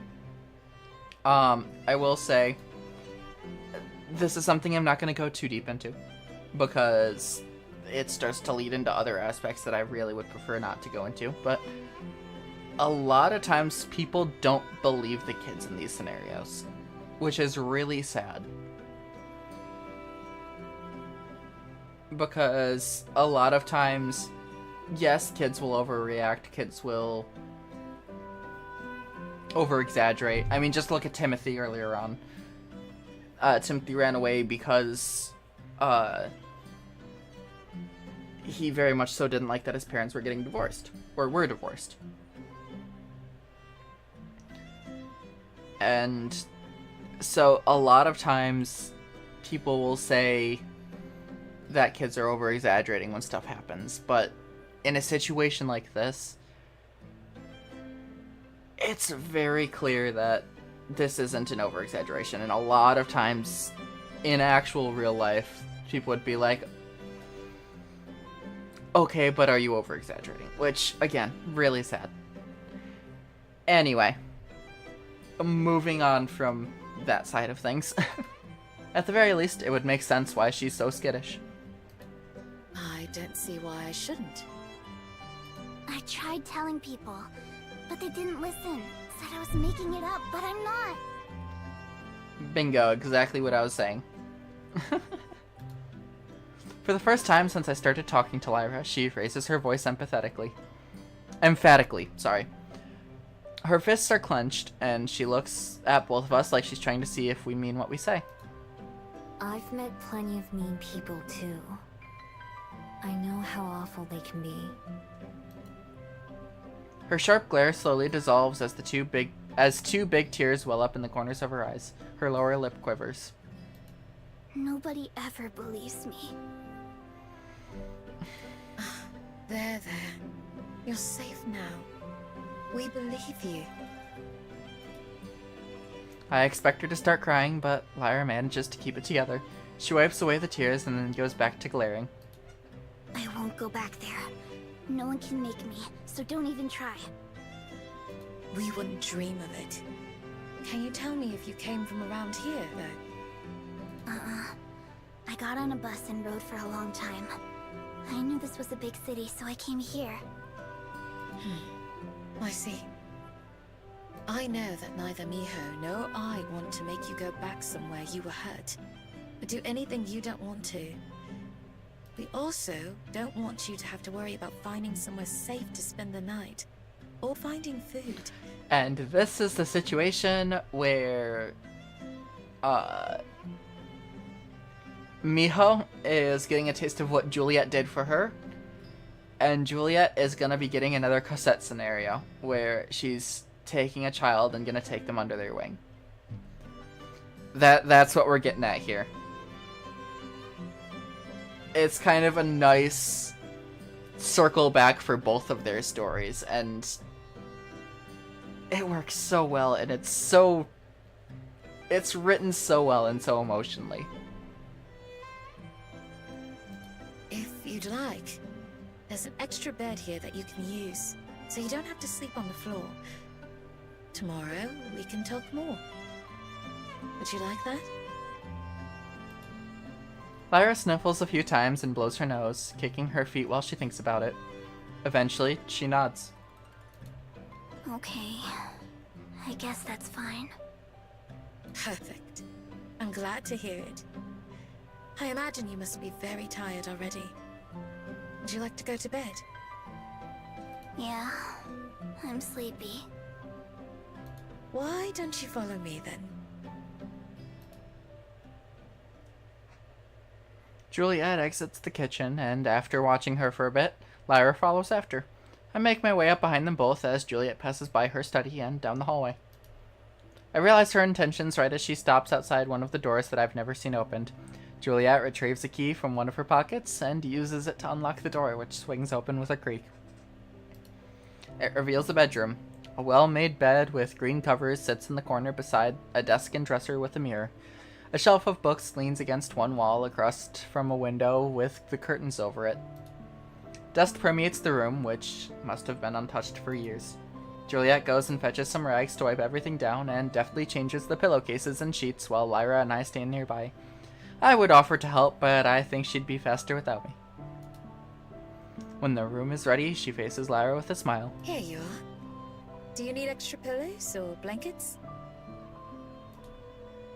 Lyra shakes her head, eyes fixed on the bed rather than on Juliet. She walks towards it like a zombie. I wonder how long it's been since she slept somewhere comfortable. Miho and I will bid you goodnight then, and see you in the morning. Would you like me to leave the door open?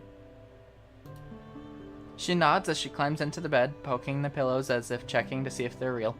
She doesn't pay us any more attention as we leave the room, already halfway asleep by the look of it. The two of us go back to my room, standing in the doorway.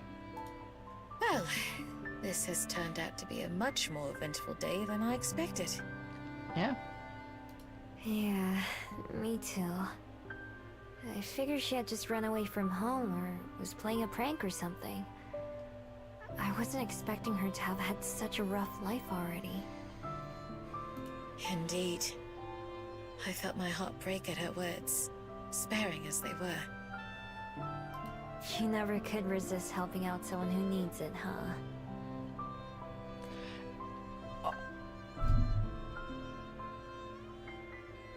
And just think, had Juliet gone with Ezekiel down to the underworld,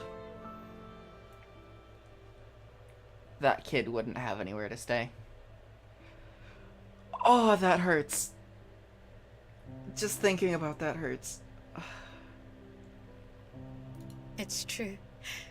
So far, those have been some of the best decisions of my life. Juliet leans in and kisses me as we wrap our arms around each other. I know we're both thinking the same thing. There's going to be a lot to talk about tomorrow. When we part, Juliet presses her forehead against mine. Shall we resume this in the morning, then? Yeah, sounds good. This part too. I give her a quick follow-up kiss for good measure. I'll be looking forward to it. Good night, Miho. Night. I hop into my own bed and close my eyes, waiting for sleep to take me. When I wake up, the first thing I do is tiptoe down the hallway and poke my head into the room where Lyra is staying. Tucked beneath all the blankets, I can see a splotch of blonde hair against one of the pillows. She's still fast asleep. I wouldn't have been surprised to find she'd left in the middle of the night. Being careful not to disturb her, I go downstairs to the kitchen, where Juliet's sitting at the table. Good morning. Good morning. Our guest is still sleeping. Yeah, I saw. Out like a light. Thought I would wait for her to get up before starting on breakfast, if that's alright with you? Fine by me. Have you been awake since we went to bed? I dozed a little here and there. I've been using my free time to catch up on some reading. Last night was so busy, though, that I didn't get the chance to ask how your call with me and Sir went. I'm curious about where Aspen is. I know that,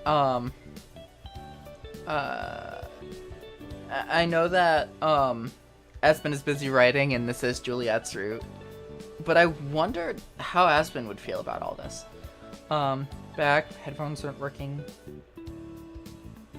See if update works on it later, because this got me hooked. Well, welcome back.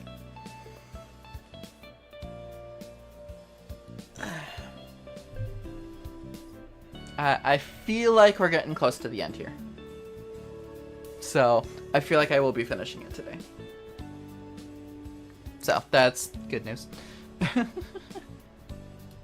Oh, right. Somehow, even that was overshadowed by meeting Lyra and everything that went along with that. It went really well. She told me all about Jiangyin. They were a traveler who went all around the world, but they came for Korea. So the two of you have something in common then? Yeah! Apparently they gave away lots of scrolls like mine. She also said that they started using a pen name later. Hurin. It means fox forest. Oh, that's beautiful. So that must mean that... I nod. Yeah. They remembered me too. Wait, I didn't even think about the implications of that. I didn't even think about that. Xiangyin actually remembered her, which means that it wasn't until after that the whole memory thing started. And anyone that remembered her before that curse, before she was a Gumiho, anyone that remembered her then likely would have still remembered her. Although then, we can't really say for sure because we don't know how long after meeting Xiangyin that she became a Gumiho and got that curse. So she could have had the curse after Xiangyin must have died. But still, I didn't even think about that. Xiangyin remembered her. Granted, as a fox, but I'm curious to see. I'm curious to. We're probably not going to get an explanation, but I'm curious to see if they end up tying in something along the lines of Xiangyin remembering her despite the fact she had that curse. I'm curious about that, but I'm so happy for you, Miho. That you got to know how special you were to each other. Me too. Thanks for setting everything up.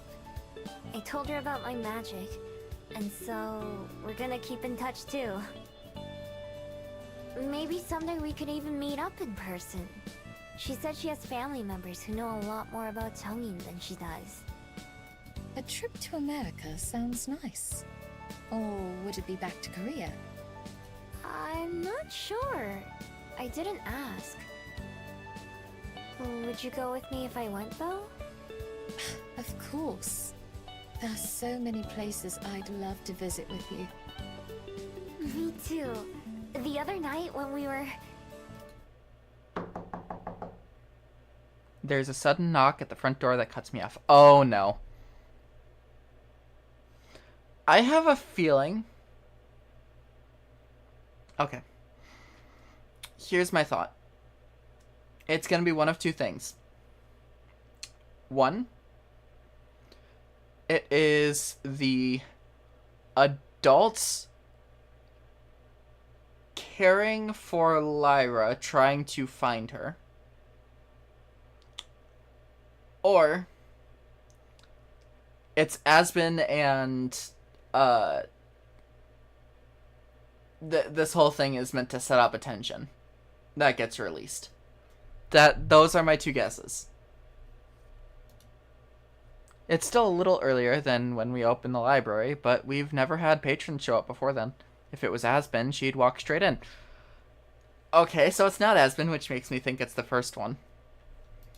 My first thought is that it might be someone looking for Lyra. I'll get it. Feeling apprehensive for some reason, I slowly make my way towards the door. It wouldn't be a surprise if someone was looking for her, despite what she told us. I'm not sure I'm not sure how they'd have tracked her here, though. They knock again, louder. Whoever it is sure is impatient. I walk faster. I'm coming!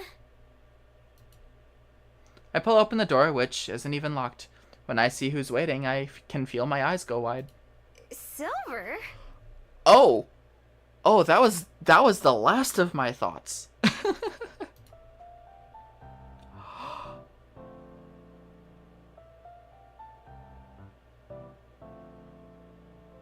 Silver's not in her normal garb. She's in regular clothes. The other Gumiho stands close, shifting her weight from foot to foot. The moment I open the door all the way, she darts in before I can even invite her inside. That was the last of my thoughts. I completely pushed that to the side. What are you doing here?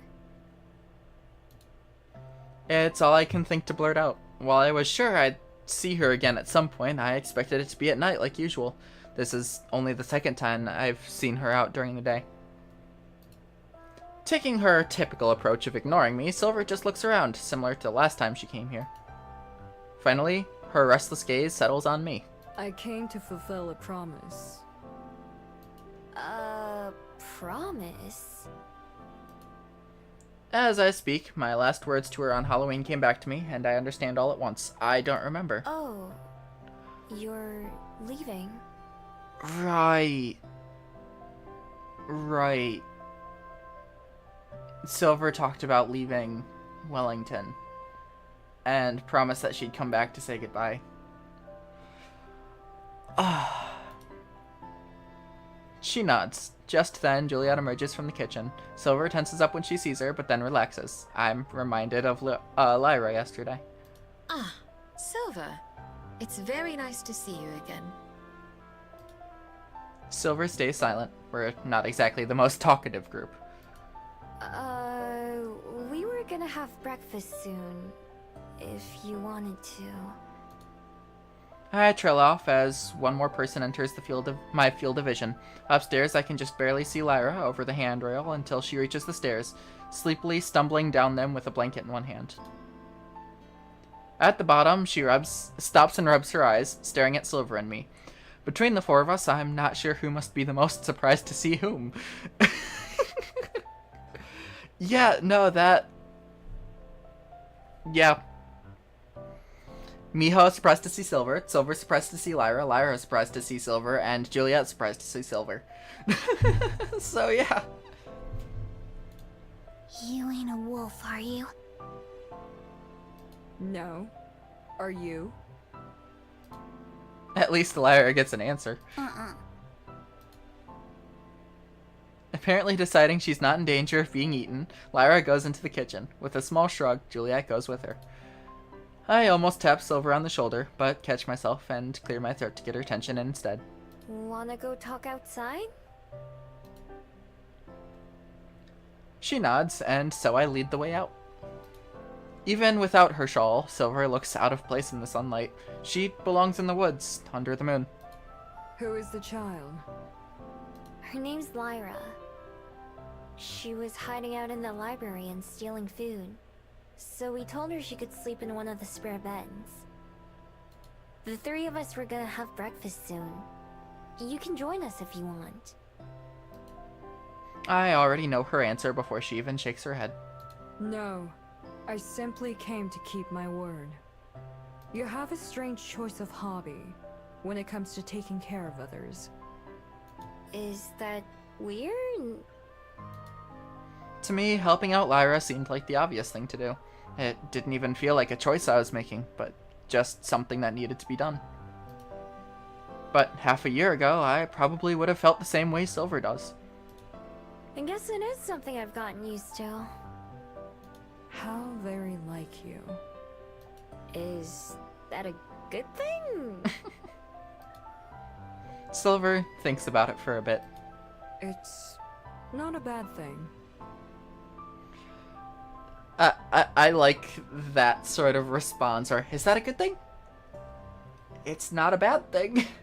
It's like, it's not necessarily a good thing that they got used to it, but it's also not a bad thing that they got used to it. It's a neutral thing, and I do like these sorts of calls and responses where it's like, is that good? It's not bad. The sort of like, is it X?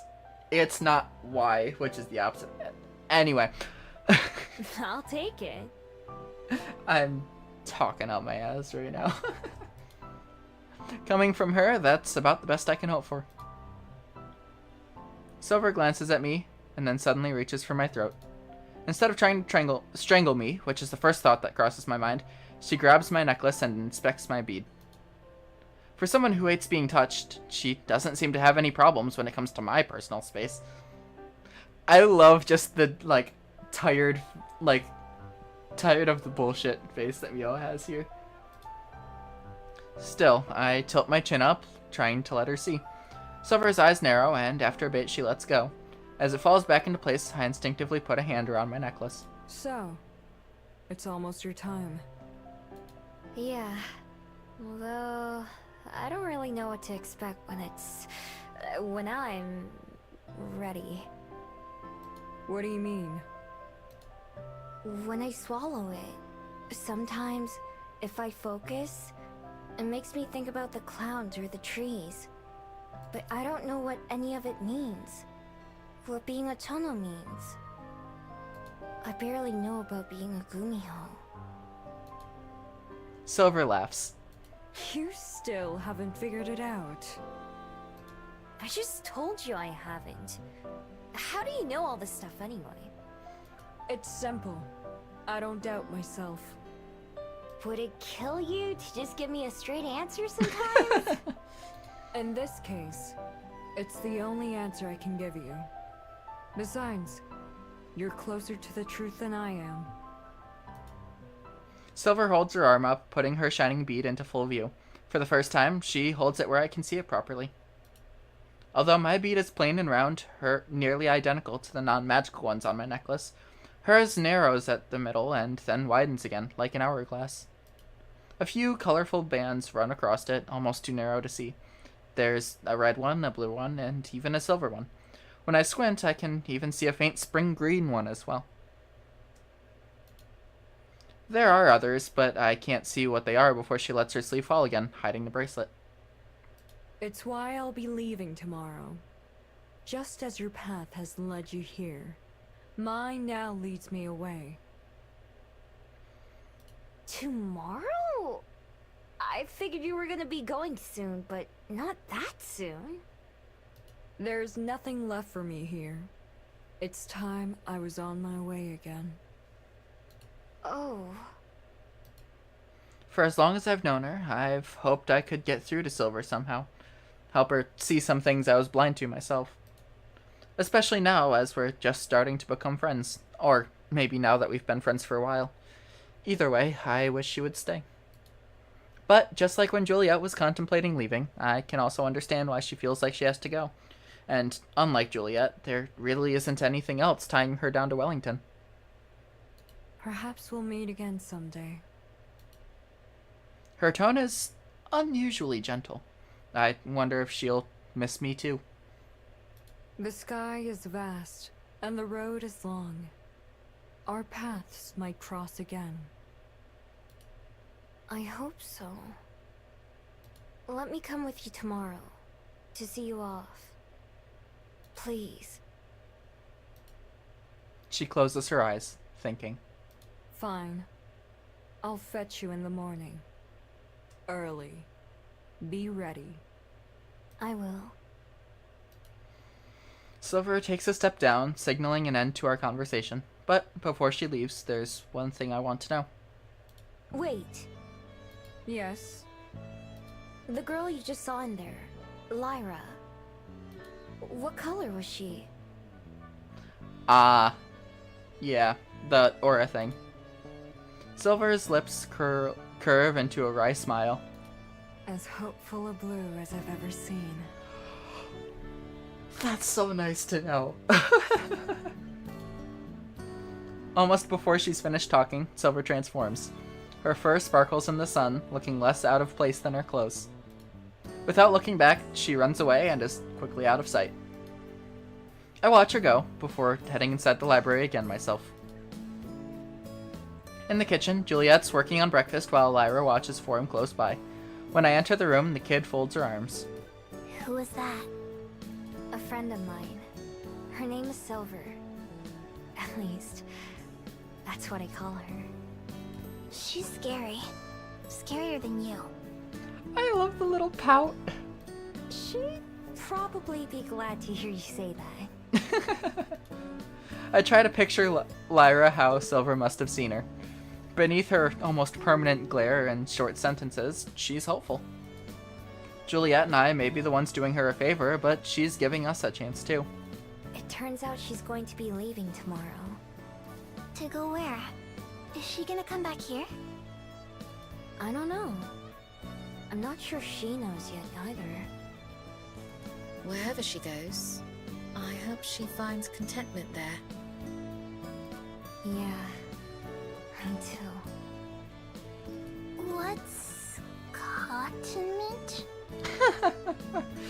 Yep, Juliet using all the big words here. Contentment means when you feel at peace. Like you don't have to worry about anything. Oh, I haven't heard that word before.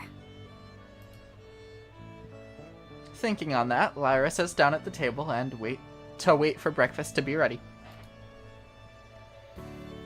I go ahead and prepare the dishes, setting up 3 plates. It isn't long before Juliet comes over to serve us our meal, with Lyra's portion being just as big as ours. Here we are. Do you like anything to go with it, Lyra? Ketchup or more salt and pepper? She shakes her head, shoveling a forkful of eggs into her mouth. I don't think she's going to be a very picky eater, except when it comes to mayonnaise. The 3 of us clear our plates, and once everything is cleaned up, I can see Lyra begin to look around anxiously. What's wrong? Nothing.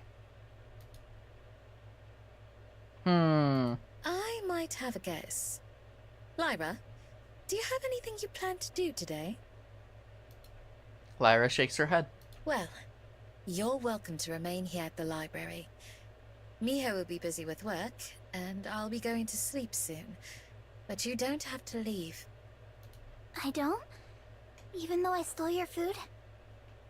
No, of course not. Although Juliet says that, I know that at some point, she and I are going to have to decide with what exactly Lyra staying here will entail, and for how long. Neither of us are going to turn her out onto the streets, of course, but if she just stays here, then does that mean she'll live here? What does that make her? What does that make us? It's still only the first morning, so there's plenty of time to figure things out, but from what Lyra told us last night, she doesn't really have many other options. Juliet's probably thinking the same thing.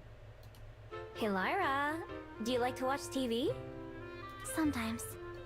I like cartoons, but I couldn't watch them much. I have a TV up in my room if you want to use it. You can watch all the cartoons you want. Her eyes get huge, looking more excited than when she was offered a place to stay. Really? Is that allowed? Yeah, come here. I'll show you. All 3 of us head up to my room and turn on the TV, flipping to one of the kids' channels I can remember. Within minutes, she's all set up on my bed, totally sucked into the show. Juliet and I step out into the hall. We should probably talk later, huh? Yes, once I've had a chance to rest and refresh myself. You've been up since everything started. I'll bet you're as exhausted as she was. Perhaps a little. Will you be alright for the day? If you have other things to attend to, I'm sure she'll be fine here. I don't think she'll be leaving that spot. We both glance into my room. Lyra has wrapped my blanket around herself, still entranced by the TV. We'll see. You should go rest, though. We can figure it out more tonight. Alright. Until then, my love. Sleep well. With a hug and a kiss, Juliet leaves for bed, and I go back downstairs to try and have as normal a day as possible. After the library is closed for the evening and I'm in the middle of cleaning up, Lyra finally comes downstairs. Just like this morning, she's dragging a blanket behind her. Only this time, it's mine. I'm hungry. Alright. You can have anything in the fridge. Or I can make you a sandwich in a bit. Okay, I'll go look. She wanders into the kitchen alone, and I can hear her rifling through the fridge. Giving someone permission to do things is a new experience for me. A single day at the library has already made her a lot more comfortable. I guess she never had a problem with taking food, though. She spent most of the day watching TV in my room, and also chose a couple books from the kids section to read. Because she's so quiet and keeps to herself, I could almost forget she's even around. I peek into the kitchen to check on her. Lyra's sitting at the table with a book open in front of her and a bowl of cereal beside it. Yeah, she fits in here. She fits in just fine here. Leaving her to her snack, I go upstairs to find Juliet in her. Leaving her to her snack, I go upstairs and find Juliet in her office. Ah, Miho. I was just about to join you downstairs. How's our guest? Eating in the kitchen. She seems right at home. She does, doesn't she? It's kind of hard to place Juliet's tone, amused with a touch of sadness. I figured me and you should talk about things before it gets too late again. Yes, that's a good idea. Would you like to sit down? We take our usual positions around her desk.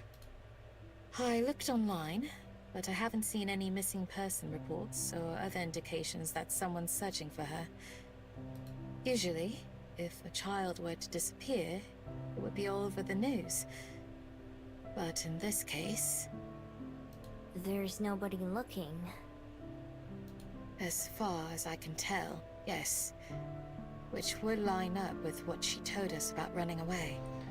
Honestly, this is perfect scenario for this whole thing because Juliet is very much so a research-oriented person, so I'm not surprised she would look to see if anyone's searching for her and kind of try and piece together what's happened through like the research of stuff. Which, this is just sad. It's really sad that someone would just kind of, you know, have a child just run away and not look for them. That's so sad. She's just a little kid. There should be somebody who cares about her. My thoughts exactly. I fully agree. She mentioned that her parents passed away. Perhaps she has other family out there that we could locate. It's difficult with so little information to go by. Right. Wouldn't they have taken her in when her parents died, though? There's that as well. Maybe we should just ask her. Yes, perhaps. Although, I suspect she would have told us already if so. I am curious to see how her parents died. Just to see if it was something like either, whether they just kind of died of old age, or if they died to something. That's true. Well, for the time being, it's no bother having her here. There's more than enough space. Right. That room that she's in now, though. It was Cosette's, wasn't it? It was indeed. I've left it untouched for many years now. But it's the only other room with a bed, so it was only natural to offer it to Lyra. I reach across the table to take Juliet's hand. Yeah. I think it was the right thing to do. We still haven't talked about Cosette much since that night at her grave. Still, I know she's on Juliet's mind all the time. I'm sure that just unlocking that door and letting Lyra in was more difficult than she lets on, even if it was the logical choice. I hope it's also a good sign that she did it in the end. The sadness in Juliet's eyes as she smiles at me is the only confirmation that I'm right. I don't blame her at all, though. Despite everything we talked about, it'll definitely take a long time to heal. Something Silver told me this morning was that Lyra seemed hopeful. She's really good at reading people, so I believe her. Not telling her power, that's good. She's keeping the secret. I'm glad to hear that. Can't be easy to be in her position. Nodding, I stand up, intending to go downstairs and reassure Lyra that she can stay here again tonight. However, I only manage to take 2 steps before I bump into something soft and invisible. Yep. I thought as much. Lyra's gonna be there. And, yep. Lyra pops into vision as she stumbles backwards, and I barely manage to grab her shoulder to keep her from falling. Juliet makes a sound of surprise at her sudden appearance. Ducking away from my hand, Lyra turns and runs. Hey, it's okay if you were listening. You're not in trouble. Just outside the study, she skids to a stop, looking back mistrustfully. I'm not? I always got yelled at for eavesdropping. Eavesdropping? Aw. No, child. I can't fault you for listening in when you're being talked about. Juliet stands by my side, with neither of us moving closer to Lyra. She may have gotten more confident around the library, but it's a different story with Juliet and me as people. Yeah. Just the way that they're purposely causing, like, the mess up of bigger words, it's so adorable. I'd do the same thing if I could turn invisible like you. I've eavesdropped, even when all I can do is hide. How much were you able to hear? Lyra shrugs. Who's Cosette? Yeah, that was the most recent thing talked about. Beside me, I can feel Juliet tense up and take a deep breath. My daughter. That room you're staying in used to belong to her. Oh. Is she dead? Fuck. Yeah. Yeah, that's a sensitive topic, and the thing about kids, they are not subtle. Fuck. Lyra asks her question as casually as if she's asking about the weather. She hasn't exactly been polite since her arrival, but it's a bit blunt even for her. Hey, maybe... Juliet gently holds up a hand to cut me off. Yes, she is. Oh. Lyra processes this new information as stoically as ever, her ever-present frown deepening just a bit. Are you gonna kick me out after all? Juliet and I exchange a wide-eyed look. I can't blame her for worrying about that. Oh, heavens, no! Although we were wondering if you had any other family out there who might be missing you.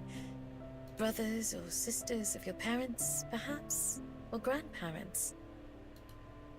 The girl shakes her head. Uh-huh. It was just me and my mom and my dad. I see. Well, you can stay here for as long as you need to. We won't make you leave, I promise. Okay. She studies us for a long time, biting her thumb. I imagine the blue glow that Silver must have seen around her. Thank you. You're most welcome. Now, what would the two of you say to dinner? I imagine Miho must be getting hungry. Yeah, I am. I'm still hungry too. Even after that cereal you ate? She nods. There wasn't that much left. We can certainly take care of that. Come along. Let's see what we have in the kitchen. The three of us go down to the kitchen together, where Juliet sets about preparing a meal. Although she's still quiet, Lyra participates in the conversation a bit more, giving her opinion on things like certain foods or things she likes to do. After we're done eating, it isn't long before she traipses off to bed, murmuring a groggy good night as she goes. Is that really how you spell traipses? I mean, I guess I never really thought about how to spell it, but I don't know, that looks weird to me. Later, before I turn in for the night myself, I poke my head into her room to check on her. She's fast asleep, mouth open with a line of drool dribbling onto her pillow. The blankets are pulled up beneath her chin, the pillows are scattered around the bed. I smile to myself because I know how she must feel. Warm, safe, and hopeful.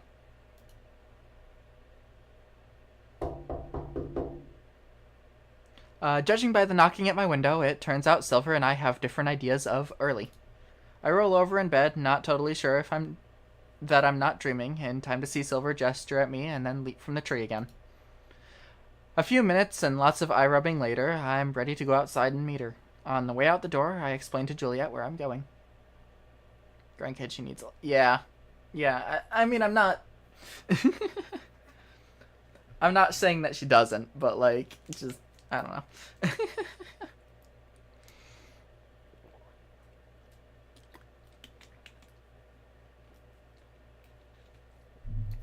Silver is carrying a small sack with her, which I assume contains all her belongings. It's tied shut with a small rope, and she slings it over her shoulder. We don't exchange any words of greeting. Instead, we just start walking. As frustrating as it can be half the time, sometimes I also appreciate her willingness to just end a conversation, or not even start one. I don't have to worry about being a good enough conversationalist for her. It's easier to get more out of her silence than it is many others, too. The fact that she lets me come along on this last trip, much less came to get me, says a lot. We make our way through the streets, not seeing many other pedestrians or even cars. Only a handful of city buses, a couple of them roaming around empty, too. Silver walks faster than either Aspen or Juliet, but I am able to keep pace easily. It makes our journey pretty short, though. The glass walls and security gates of the skyport come into view, waiting for us. It was the first place to greet us when we arrived, and now it's ready to see her off again. I wonder what Silver is thinking about right now. Is she feeling sad at all and preparing to miss this place? Or is she ready to leave and possibly never, or potentially never return? Good or bad, I don't think she'll ever be able to forget her time in Wellington. We come to a stop just a few meters away from the entrance, facing the double glass doors. Our reflections stare back at us. Call me Unbi.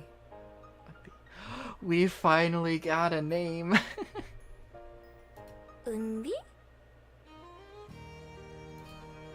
In Korean, Un for silver, B for rain. Silver rain.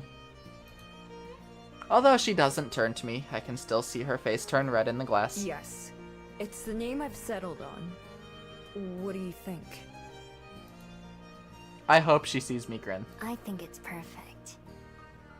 Good. Thank you.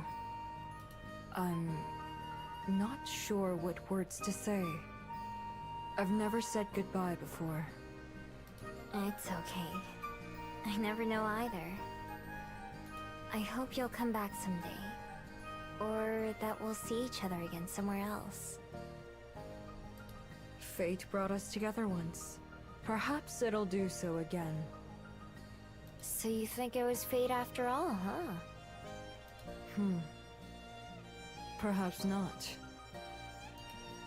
She looks down at her wrist, surely thinking about her bead even though it's hidden. If not fate, then shall we make a promise that neither of us can keep? You haven't broken a promise to me yet. We'll meet someday then. Ruby is smiling. Oh my gosh. She's actually smiling. For the first time in the entire game, she is smiling. Not just smiling, she is grinning. Perhaps you won't even recognize me. I might be someone else entirely. Someday. I'm sure that I'll recognize you, though. You might change, but you'll still be you, no matter what. Even if I'm Unbi now. You've been Unbi the whole time. Like always, I can tell when she's about to leave. Before she can, there's something I have to ask. I might not get another chance. At first, you didn't want me to call you Silver. With your magic, what does a silver aura mean? I didn't think about that. I didn't think about the fact that Miho's been calling her a color. And her power is to correlate intentions and moods with color. I didn't even think about what a silver aura could mean. Our eyes meet in the glass. Finally, she closes hers with a tiny smile. Shame. That makes sense. It would be like literally calling someone shameful by their name. Goodbye, Miho.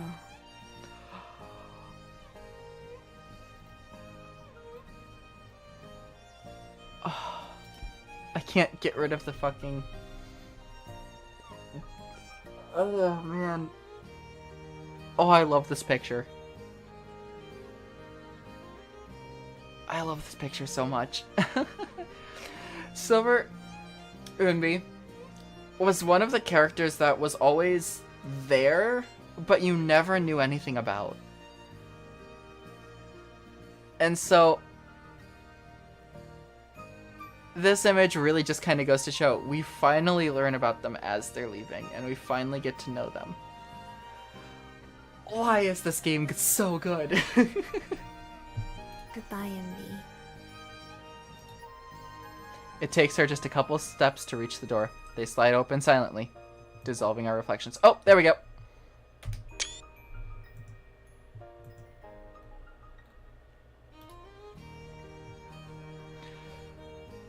Oh, man. Envy doesn't look back once she strolls through, letting them shut behind her once again.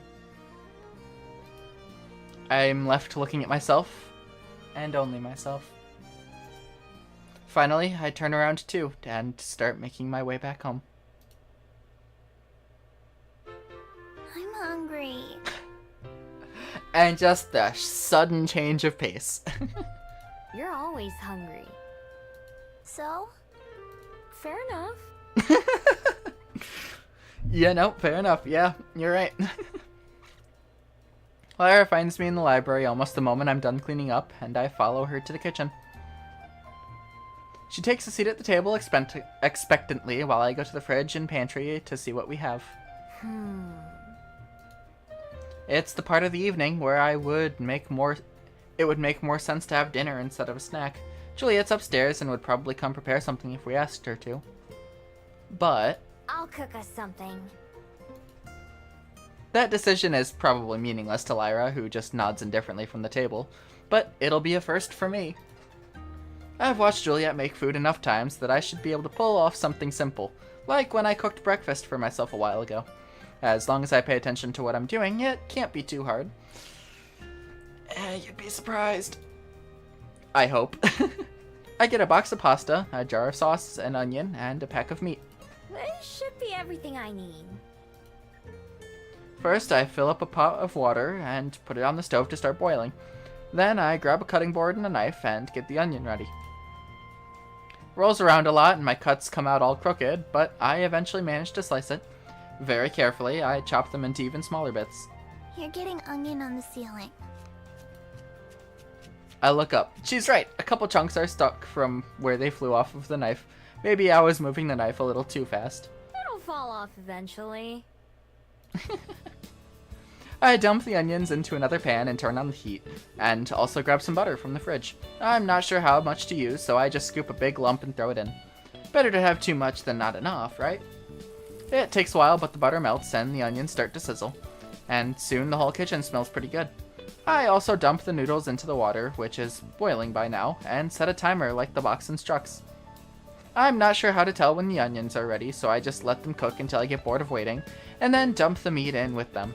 It also sizzles loudly when it hits the pan, and I hurry to spread it around with the spatula. As I'm cooking that, Juliet enters the kitchen.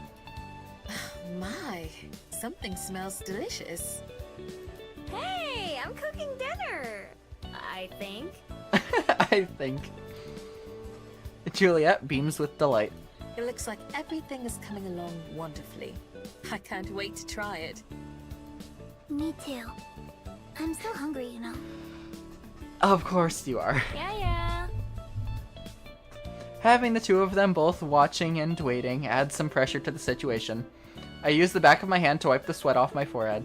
Standing over the hot stove gets uncomfortable fast. My timer for the noodles goes off while I'm still cooking the meat. Parts of it are getting dark brown and crispy while other parts are still pink, so I keep mixing it around. A few of the onions are beginning to burn too, so I pluck those and toss them in the trash as I notice them. I leave that pan to its fate while I pick up the pasta pot and carefully tip the water into the sink. Steam rushes into my face and I have to lean back as I let it run out. Only a handful of noodles fall into the sink, which I'm willing to consider a success. I cross my fingers and hope the meat is done. I can't see any of the parts that look raw, at least. Grabbing the jar of sauce, I unscrew the lid and then dump it all on into the pan before mixing that around. Combined with the red sauce, the burnt onions, and the crunchy meat doesn't stand out too much. Combined with the red sauce, the burnt onions and crunchy meat don't really stand out too much. I hope that's true for the taste, too. There we go. I swear, English is my first language. Flicking off the stove, I turn to face my audience. It's ready. Finally. I thought it was gonna take all day. Lyra's not impressed, of course, but Juliet claps. It looks great. Thank you for cooking, Miho. Don't thank me yet.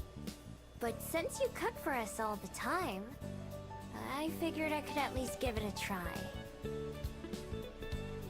I retrieve 3 bowls and dump some noodles into each one by following the big followed by a few big spoonfuls of sauce. Just like Juliet does, I carry them to the table and set them out in front of each person. Alright, here you go. Lyra wastes no time in digging in, instantly staining her mouth red with sauce. Juliet waits for me to sit down with her fork hovering over the bowl. I examine the finished dish that I made. It's not pretty, but it doesn't look wrong at least, and it does smell pretty good. I take a tentative bite. It's not bad. It's not the best thing I've ever eaten, but it's far from the worst. At the very least, it tastes pretty close to what I expected it would taste like. Juliet blows on hers to cool it down before taking a bite herself. As she swallows, her eyes go wide with awe. It's delicious. Cool. I'm glad it turned out okay. No, Miho, I mean it. It's delicious. What do you... Oh! You can taste it?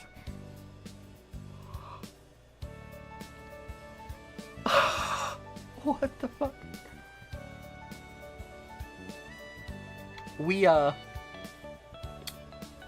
Yeah, this is interesting. We're getting turn after turn that I'm just not thinking about. Like, she said it's delicious, I didn't think twice. I completely forgot that she can't taste. What the fuck?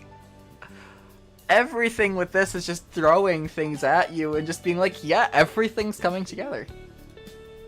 Juliet nods, taking another bite without bothering to wait this time. She chews slowly, closing her eyes to savor it. When she opens them, I can see a tear sparkling in the corners.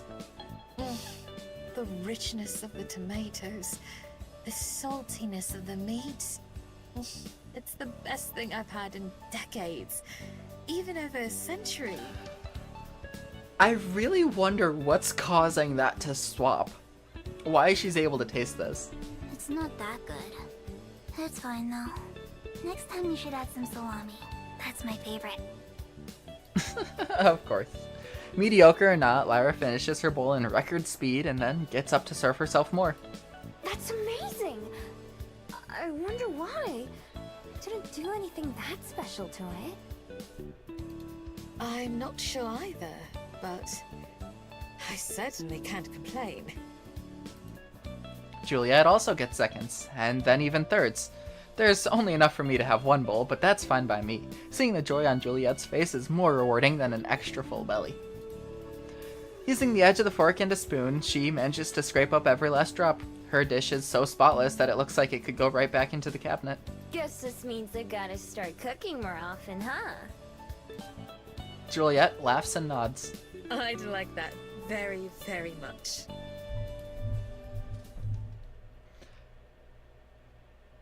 I'm really curious.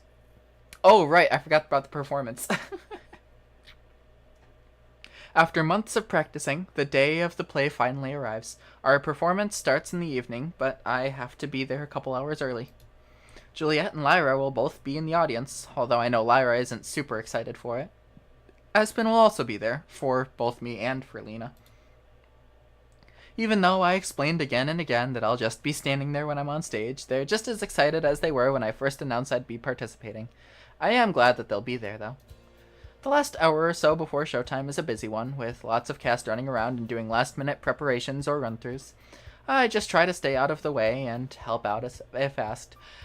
That is actually something that we would tend to do as well. Like, we'd get there a few hours early. Like, about 2-3 hours early. We'd kind of get everything ready, we'd do warm-ups, and backstage we'd all kind of be doing last second, like, okay, this is what we're struggling with, this specific section. If we're struggling with the section, then we'd run through kind of those sections to make sure we have it. And even, like, between scenes when we're not on stage, we would be, like, kind of rehearsing lines in our head and whatnot. So that is a thing that we did. Although a lot of the time, our backstage time was used for prepping costumes and changing if we needed to, and a bunch of stuff like that. I just try to stay out of the way and help out if asked. We made the change from practicing in the park to practicing on a real stage pretty easily, and by now the whole production is pretty smooth. I make the mistake of peeking out from the curtain before it begins and see that almost all the chairs in the audience are filled. I even managed to spot my people, although they don't notice me. I head to a corner backstage, doing my best to stay out of everyone's way. Cyrus has been walking around, checking in with each cast and crew member in turn. He still hasn't gotten to me when Lena hurries over. Miho! Ready to go? Nervous? So far, so good.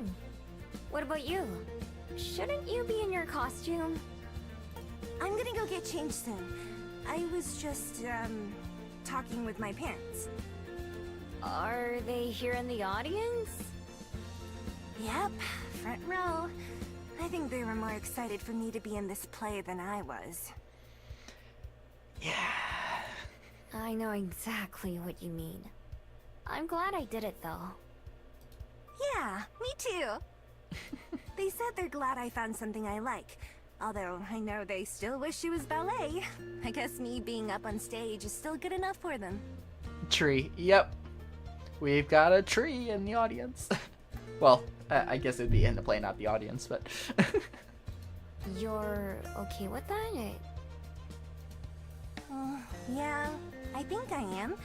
I mean, it was my decision. I probably won't be in any other plays anytime soon, though. That's too bad. You're really good at it. I know, but I want to keep trying new things. Maybe someday I'll go back to ballet or something, but only if I decide that I want to, not someone else. And that is how it should be.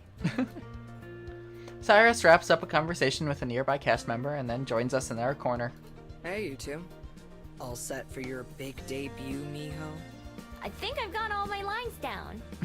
Good. How about you, Lena? Ready, boss! Cool. Thanks for making this possible, both of you. No, it's no big deal. Right, Miho? Right. For me, that's pretty true, but for Lena... We should probably go get changed, but first, Scratching his neck, Cyrus looks away for a moment. Hey, Lena. Are you, busy after this? Let's go! After the play? No? Why? Do you wanna get dinner or something? Let's go, it's all coming together. Lena blinks a few times in rapid succession. Yes! Let's do that! Okay, I'm gonna go get ready now! Face red, Lena runs off, both Cyrus and I staring after her. The dressing room's the other way. A moment later, Lena zooms past us going in the opposite direction. It's this way. She disappears into another room. That wasn't weird, was it? From me, I mean. Nah, I think weird is like her normal anyway. I think she's pretty glad you asked her. I kind of had a feeling after she gave me that painting a while ago. Part of the reason I wanted her to be in this play was so we could hang out more. But it's been kind of tough. Don't worry. I think it'll all work out fine. Cyrus nods. Well, I'm gonna go get dressed too. See you on stage. See you! Cyrus leaves and I spend my last couple minutes alone. It's taken a while to get here, but it seems like everything's turned out alright. Lena's all over the place and hard to follow sometimes, and Cyrus is like her opposite. They're both nice people though, and I hope that them getting dinner later is just the start of something between them. I think they'd be good for each other. Eventually, it's time for me to go get ready as well. In the dressing room, I pull on my stiff tree costume and take my place backstage. Yeah, no, that was one thing that, like, the two of them, it was so blatantly obvious that they both liked each other, but neither one had the confidence to ask the other one. So it's all working out now, and it's all, like, everything in the story is coming together at the end, and it works so well. Because not only did we have Lyra kind of being that placement for Miho and Juliet as for Juliet with Cosette, and for Lyra allowing Miho to become what Juliet was for her. We also got Yunbi coming in and kind of having that final revelation of, I do hope we'll see each other again, and smiling, and it was fun, and thanks for everything. We're also getting Cyrus and Lena pairing off. I have a feeling the end after all of this. Oh yeah, we had Mr. Kim with the King. I have a pretty strong feeling that the end is going to be something wrapping up between Aspen, Juliet, and Miho as a trio. Not in like a trio relationship or anything like that. That I feel like that kind of defeats the purpose of the game, but like the three of them as friends, like having a trio moment where everything's kind of coming together. Aspen getting a book deal in place, and Juliet, like, you know, able to taste again and whatnot. Like, I have a feeling that we're going to get a lot of this sort of stuff all as wrap up in this last chapter so far, based off of how it's going, and I'm really excited for, like, the big climactic ending with the song that I have not listened to since I started playing the game a month ago. I have not listened to the ending credits song in a month because I want a fresh view of it as we get through the story, because as I was going through, I was noticing some bits and pieces on why the song is going to be so impactful. But now, because it's been so long, my brain doesn't quite remember all of it. And as we're getting to the end, I just know that it's going to be a super hard-hitting song again. So I'm excited.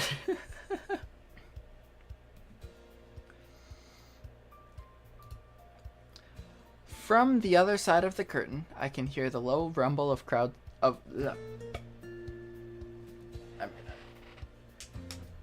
I'm gonna try that again after taking a drink.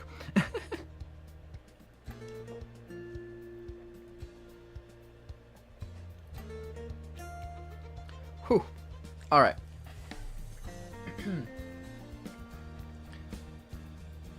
From the other side of the curtain, I can hear the low rumble of the crowd talking. As the lights dim, the chatter does too. Looking around, I see Lena, all dressed up and ready to go. She gives me a big thumbs up. At the front, Cyrus faces everyone with a small smile. Showtime. We all get into position, and the curtain rises. The music begins, and Lena soon takes her place on center stage. Watching her perform is like watching a whole other person. There's a certain grace to her movements and the way she talks. I admire her ability to just go out and perform when she has to, even when I know she must be all worked up emotionally. Cyrus is the same way when he's acting. He has to talk louder to project his voice, but he doesn't seem uncomfortable doing it. Like, the way he walks and talks is elegant, like Lena. The audience laughs and gasps in all the right places, and I even hear a few sniffles during some of the sad parts. When it's finally time for me to go out, I'm surprised by just how many faces there are in the crowd. I can't let myself get distracted though, I need to do my best too. My part's pretty easy, and I pull it off without a hitch. As I leave the stage for the last time, Lena mouths, "Nice job" to me. I smile in return. The whole 2 hours seems to fly by. When the last scene ends, I can hardly believe that it's over.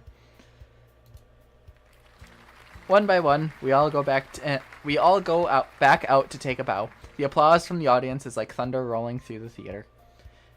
Yep, that typically is how it feels. Like, you go into it, it's a long show, but it doesn't feel long at all as you're in it. And it's over just really quickly, and... yeah. Hello, hello, Paris, welcome in.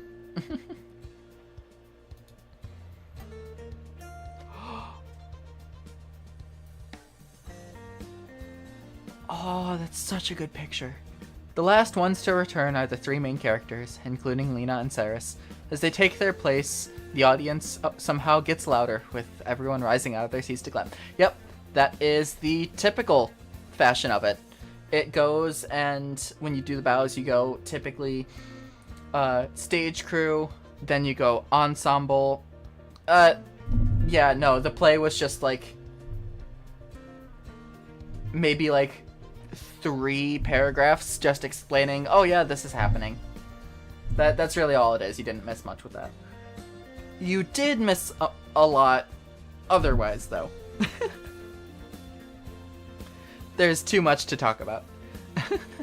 But no, the way it would typically work is you'd get stage crew to come out, then you'd get the ensemble and extras, then you'd get the supporting main characters, then you'd get the main characters, and then you'd get the lead or 2 leads, typically.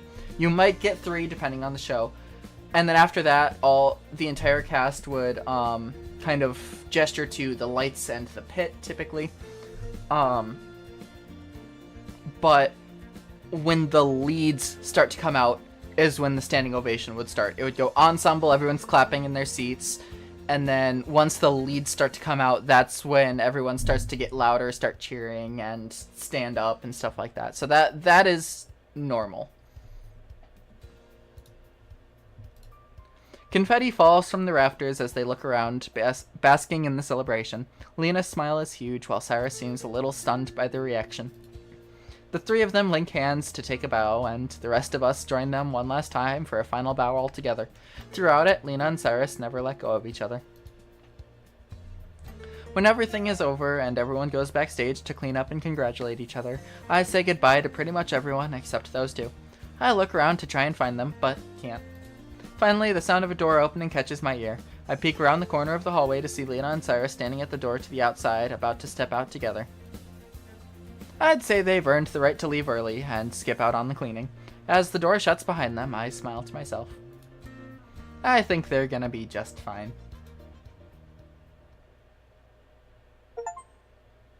There we go. That's another achievement. The moon sets high in the sky as Juliet and I make our way through the quiet streets, hand in hand. With Lyra fast asleep at home, this is the first time we've spent together with just the 2 of us since we got back from the edge of the world.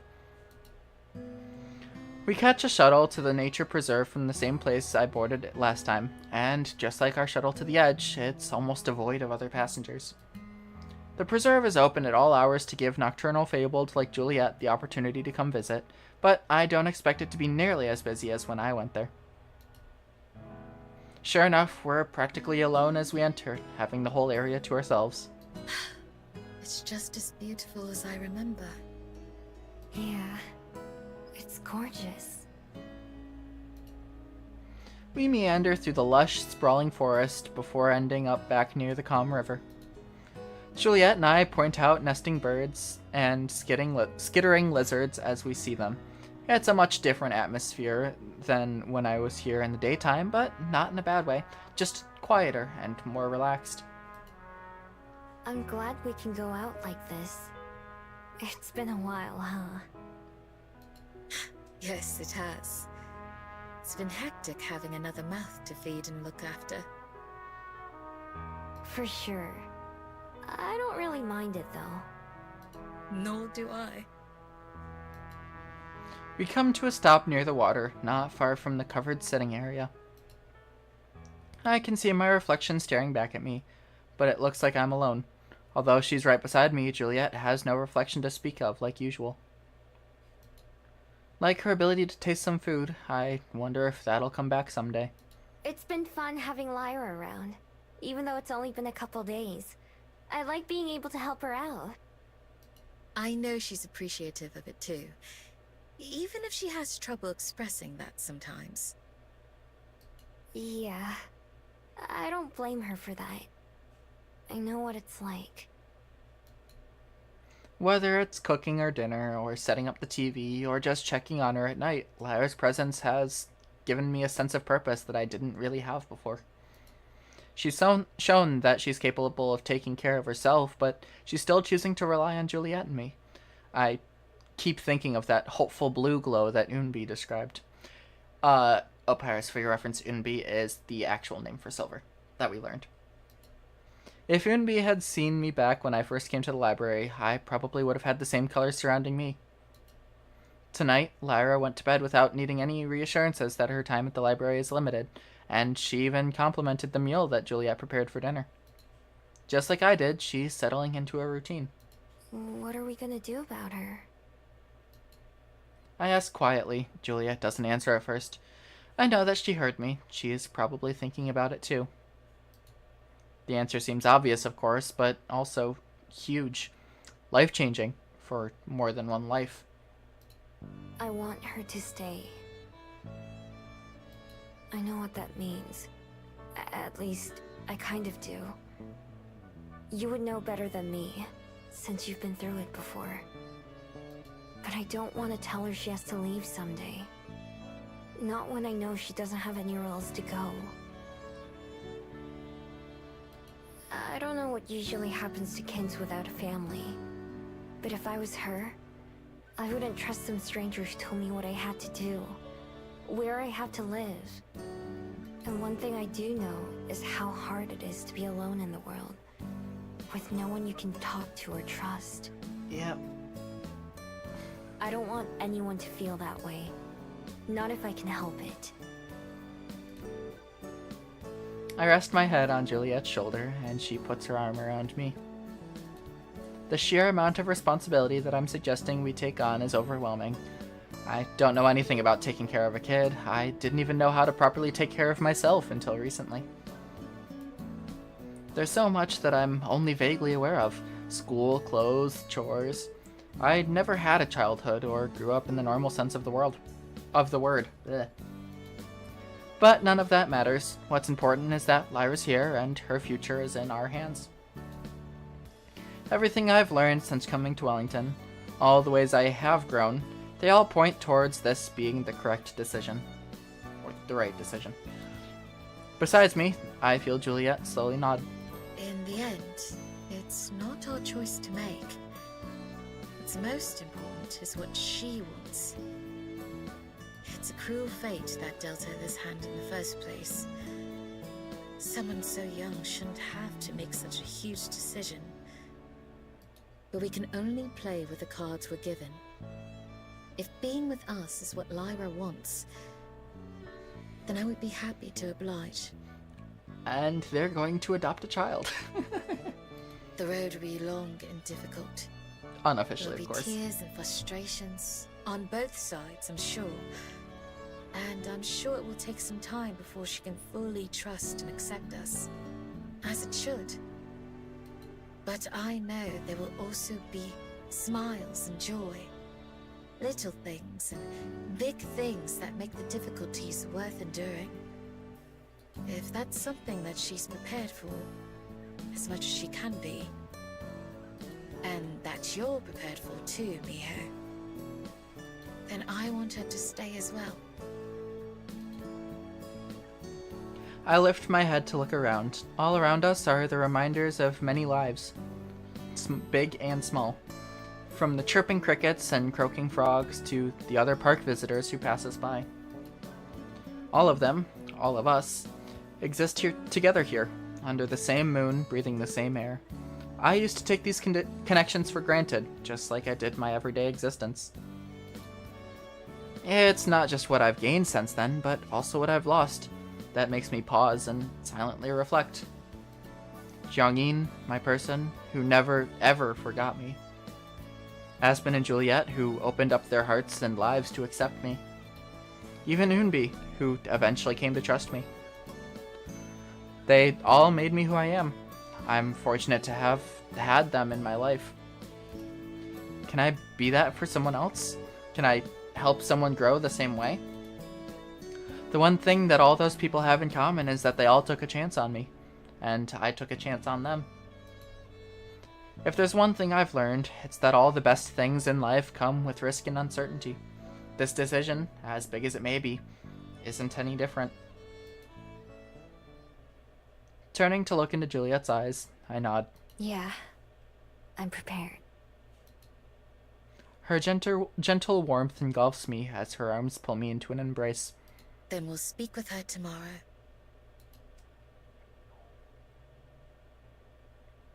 Juliet and I ended up getting home pretty late from the nature preserve, and so the next morning I chose to sleep a bit longer than usual. When I finally climb out of bed, I go to check on Lyra. Although her bed is messy and unmade, she's nowhere to be seen. She must have already gotten up and gone downstairs. Oh no. I don't like the feeling that this is giving me. I feel uneasy about this. I feel like she's gone somewhere. Yawning, I make my way to the kitchen, expecting to see her and Juliet. But when I see who's waiting there instead, I blink with surprise. Aspen! Ah, Miho. Good morning. It's been forever since you've been here. It's only been a few weeks. Like I said, forever. It does feel that way, I admit. Sorry I haven't been able to chat much lately. It's fine. I know you're busy. Although Aspen and I check in every morning, just so she doesn't forget me, we never talk for long. And in fact, most of our conversations are pretty much just saying hello and then almost immediately saying goodbye. I haven't even gotten the chance to tell her about everything that's been happening these past few days. Have you been? Oh, same as ever. These past couple weeks I've been working hard on some edits to my manuscript that a publisher requested. It's been tough, but I can finally see the light at the end of the tunnel.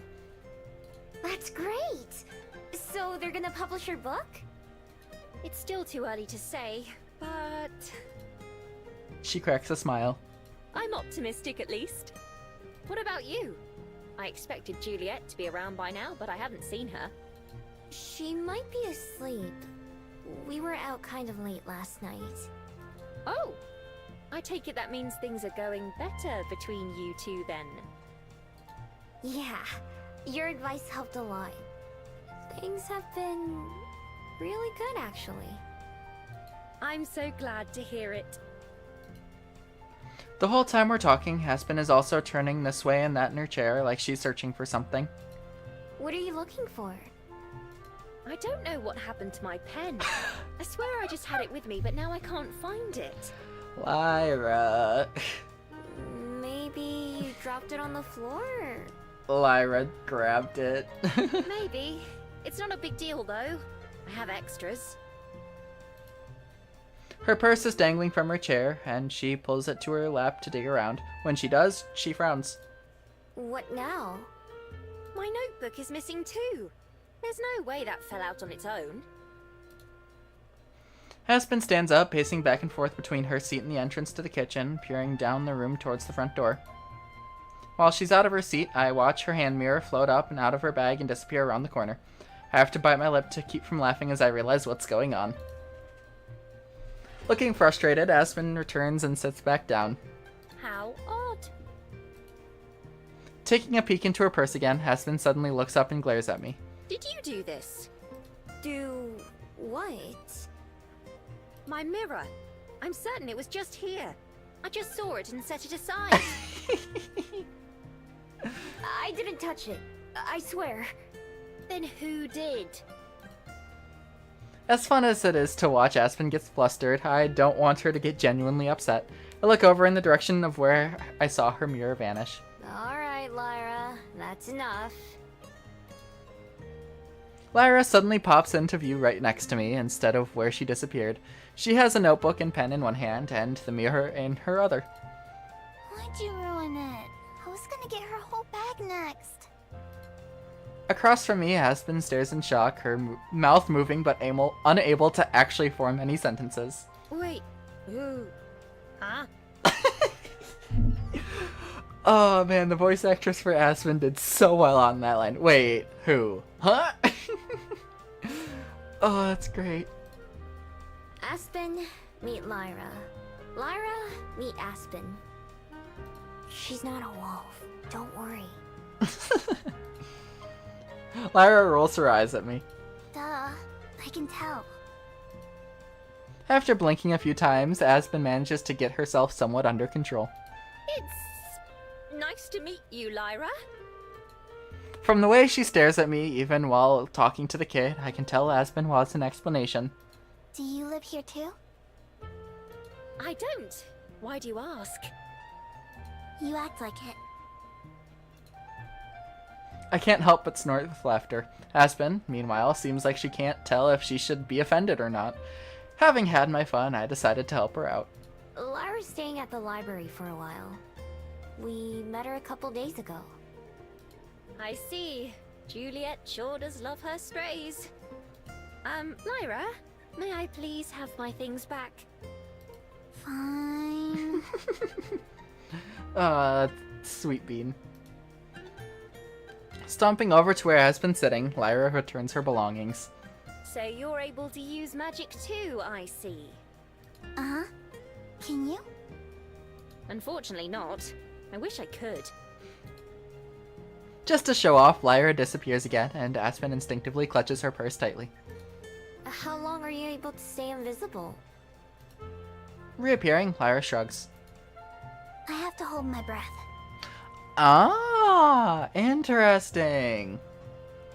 So as long as you can hold your breath, you can stay invisible. Oh, that explains it. I thought she always puffed out her cheeks for dramatic effect, but it's part of her magic. Then that makes more sense.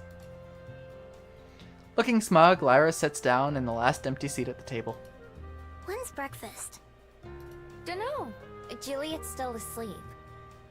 I can start making us something, though. I can wait. Juliet's cooking is better. This time, it's Aspen who tries to stifle a laugh. She doesn't mince words, does she? At least she's honest, I guess. I'm gonna cook anyway. Even I can't mess up eggs and toast that much. I conveniently chose to leave out the results from last time I made them. I have more experience now, so it should go better. Once again, Juliet turns up while I'm halfway through cooking. Good morning, everyone. My, what a crowded kitchen we have today. Morning! The food will be ready soon. This time, I'm keeping a close eye on the eggs to make sure they don't overcook, and on the toast to make sure it cooks enough. While I do that, Juliet goes and retrieves another chair from somewhere so that we all have a place to sit. When everything looks right, I dish it up and serve it.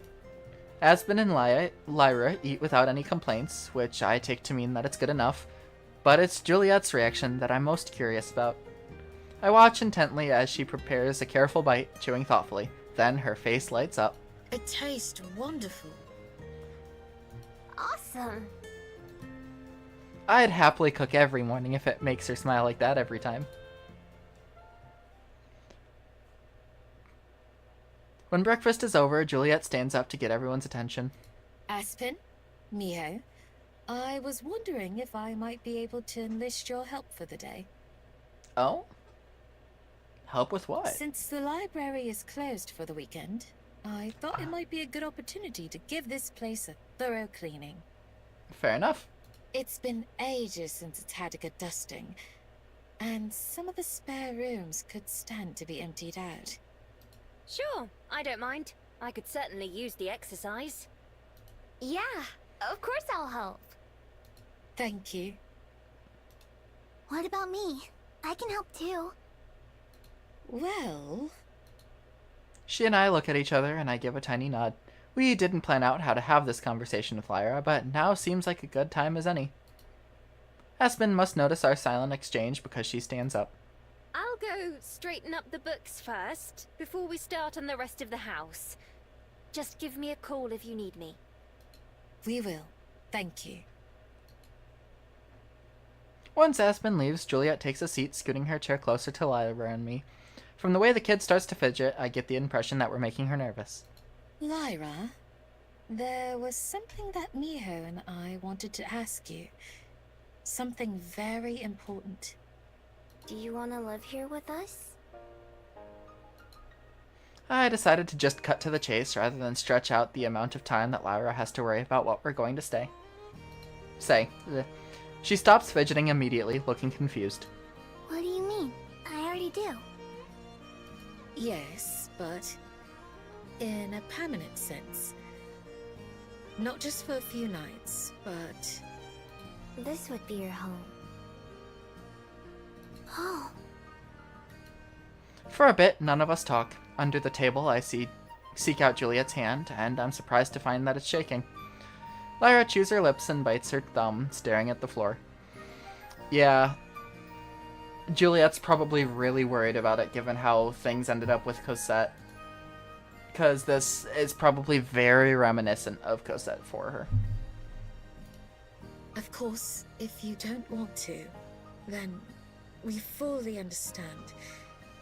Both of us will do everything we can to help you find somewhere that you do want to be. Yeah. We won't make you go back to the people you ran away from or anything like that.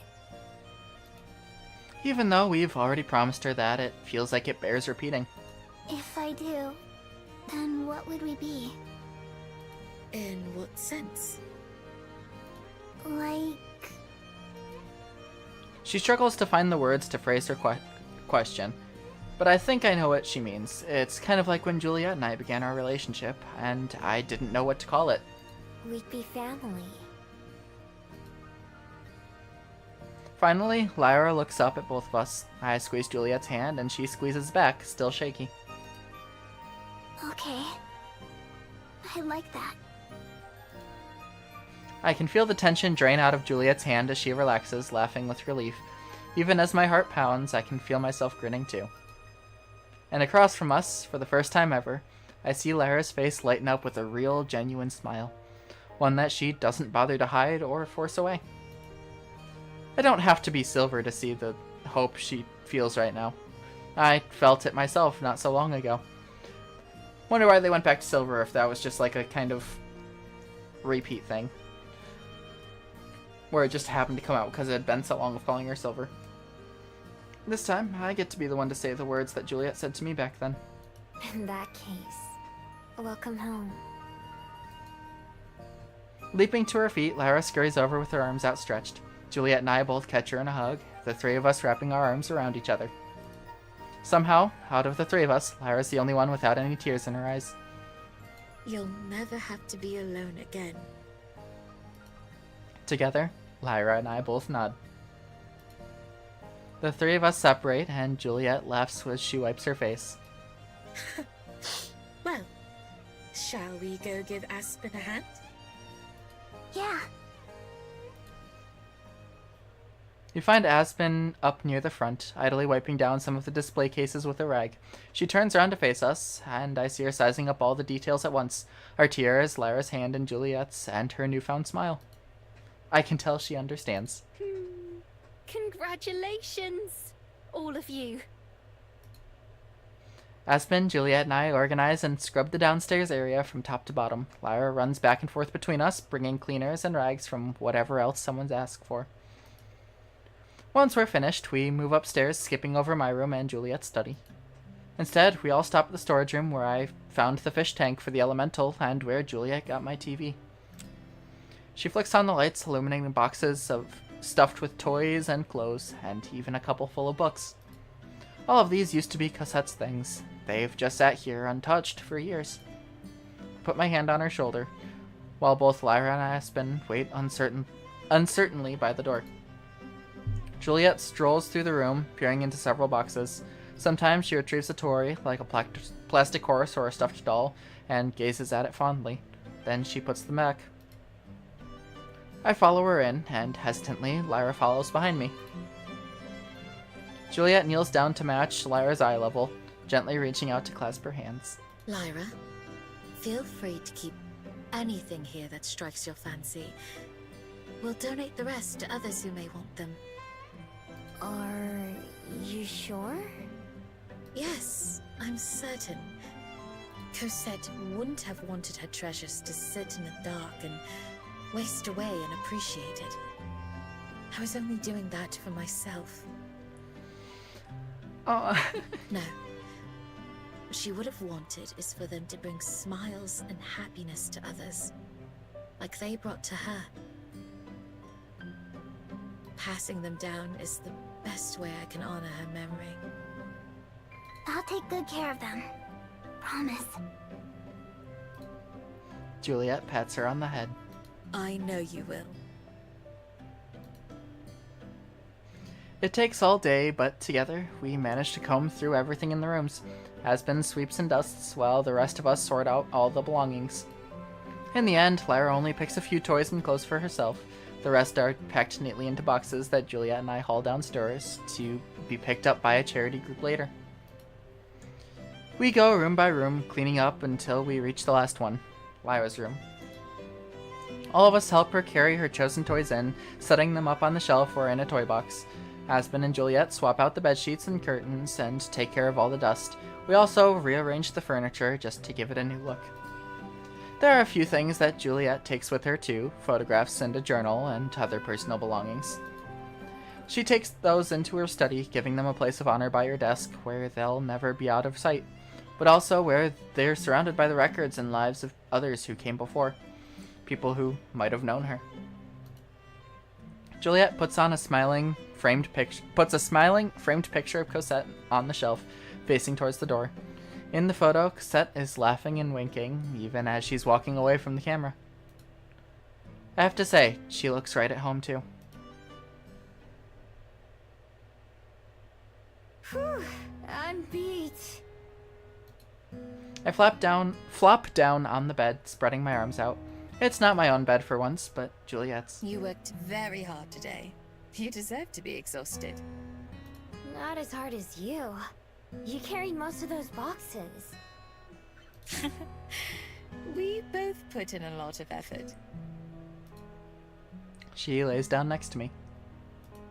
Without a window, it's darker in Juliet's room than it is in mine. I can count on one hand the number of times I've been in here. I let out a yawn. Aspen went home hours ago, and Lyra went to bed not long after. It'll be my turn soon. You should get some rest, dear. I will. First, I have to get the energy to go back to my room. Do you? What do you mean? There's certainly room for two here. Rolling onto my side to face her, I laugh. Yeah, I guess so. You must be worn out too. You stayed up all day, didn't you? Yes. I wanted to spend it with the three of you. I'm glad. I yawn again, and this time it's Juliet who laughs. Sleep, my love. I'll see you in the morning. She doesn't have to tell me twice. Not even bothering to fight my heavy eyes from closing, I just nod. Good night.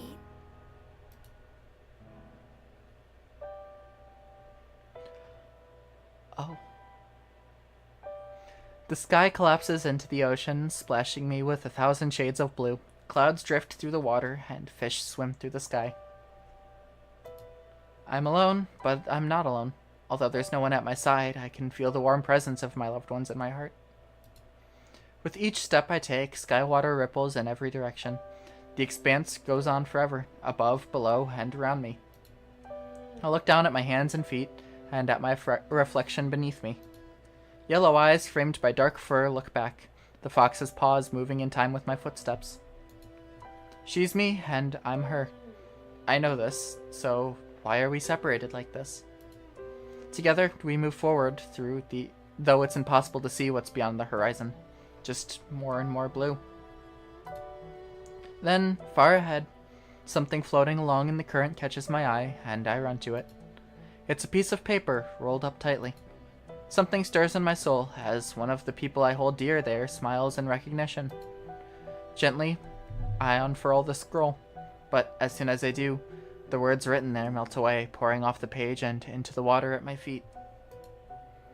I look down to see the ink pooling beneath me, between my feet and the fox's paws. I take a deep breath and then kneel down. My hand hovers just inches from the surface. A single paw awaits on the other side as the fox's eyes look into mine. Mustering all my courage, I plunge my hand down into the swirling ink and rippling water, reaching for my other self. With a gasp, I bolt upright in bed, breathing heavily. My palms and neck are slick with sweat, and my heart races like I just ran a marathon. Daylight blinds me, and I hold up one arm to shield myself from it, but it doesn't help. As I become aware of other sensations, like the unfamiliar bed I'm in and the warmth of someone beside me, I remember where I am. Juliet's room, not my own. Usually, my dreams fall away as soon as I wake up, but the one I just had remains vivid in my mind. That endless blue lingers in my thoughts, a crystal clear memory. Miho? I can hear Juliet sit up on the other side of the bed, still partially hidden in shadow. As I blink to get my bearings, I realize that it's not daylight that's blinding me. It's my bead. Oh, we're getting there. Okay, this is happening. As bright as the full moon, it rests upon my chest. In its glow, I can see a third person illuminated between Juliet and me. Lyra is fast asleep, somehow unbothered. She's flat on her back, her hands clutching a blanket. I cut my hands and lift them to cover my bead, although light still pours out from between my fingers. The moment my palms brush against it, a shiver runs down my spine. The ocean from my dreams fills my thoughts, even as I'm aware of what's around me. As the feeling dissipates, I'm left with a sensation of total calmness. My eyes aren't bothered by the light. I don't feel hot under the blankets, and with Lyra pressed against me, the dampness of my hair is gone. I look over and see Juliet in the darkness. Although sleepiness still tugs at her eyes, I can tell that she's wide awake now. With one hand, I remove my necklace. One by one, I slide off the other beads until I get to the one that matters. I let it fall into my hand. The only sensation I'm aware of is it resting there. Tiny cracks cover it all over. I close my fingers around it, hiding some more of the glow. Sensing Juliet rather than seeing her, I whisper into the dark. It's time.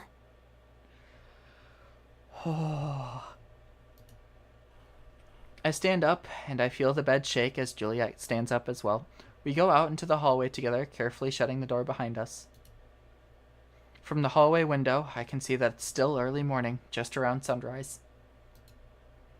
I uncurl my fingers again, letting the brilliant light illuminate the hall. Juliet and I both look at it, and then she meets my eyes. Strangely, I don't feel any nervousness. Let's go down to the beach. The ocean here isn't quite the same as the one in my mind. It's rougher and dotted with boats. The shouts of fishermen handling the morning's catch drift over from the boardwalk. The noisy drone of a landing airship buzzes over them. Juliet and I stand just out of reach of the tide, not far from where I first confessed my feelings to her. Her parasol blocks the early morning sun as we face each other. Out here, the light from my bead isn't so pronounced. It hasn't gotten any dimmer, though. A noisy awareness hums in the back of my mind, like a radio not quite tuned to a station. It's impatient. I'm impatient.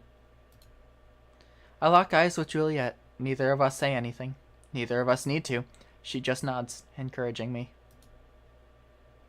I turn towards the sea. Slowly, I bring the bead to my lips. As it gets closer, the humming in my head gets louder, and the ocean in my mind feels like it might break free into reality. Then, the moment the bead touches my tongue, it melts away like candy, and the humming sound stops. The ocean recedes. Closing my eyes, I feel the magic spread throughout my body. It's like a wind inside me that I inhale, filling my lungs. Not just my lungs, but my heart, my mind, and everything else. That breeze ripples across my skin from the inside, flexing my fingers and uncurling my toes.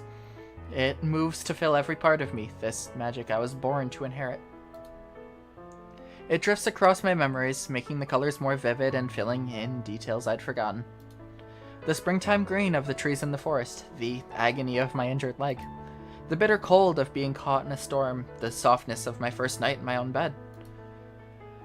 I do feel my body change as one tail splits into 9, unfurling behind me like Juliet's parasol. I understand Unbi's words now, when she teased me for not figuring it out. Swallowing my bead wasn't hasn't made me into a different person. What it wanted was only ever what I wanted. The pain of loss and the comfort of love. Happiness. I've experienced these and so many other things for myself already. My bead hasn't ever known anything that I didn't know. It's only been an extension of me. And what I know is that I haven't reached the end of my journey, just another step on it. I still have to strive for those things that I want. To be happy. To be in love. They aren't destinations either. They're pathways themselves that I have to strive to follow, to stay on. Oh, man.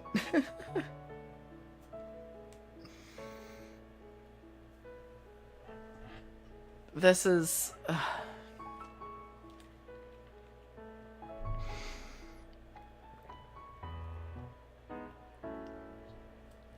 This is certainly something. This kind of moment of realization was... It's so good. It's so well done. Like... Just to put into perspective, like... We knew the bead was related to her powers. But we didn't know how. Right? And we knew that as she started to become more and more content with what she had, the more she grew to love people and the more she grew to trust others, the more the bead started to glow. And so we knew that something was going to happen someday. Then we learned about the Cheongho. And it was only a matter of time before the actual thing set in. But it's well done enough where, like, right up until the final moment, it's uncertainty. But then it kind of goes into the whole aspect of... But it was there all along. The answers were there all along. The realization of what would happen was there all along. It literally, it's been there the entire time. And it's not changing. And that, I feel like, is so good. Because normally, in a situation like this in a story, you'd have this moment of, like, this realization, and it would change something. It would change the character, and their self-realization with it would be something powerful and be like, oh, I understand now everything that's meant to happen, or whatever. This one, it's, no. The self-realization is that nothing's changing. It's been there the whole time, and it's still going to be there, just in a different form. That's it. It's just, it's gonna be the same. And I feel like that's something so good that this does. Xiongho. Sky Fox. Before me, the sky and sea appear to stretch out forever, meeting at the edge of existence. Though separate, they match each other in their vastness.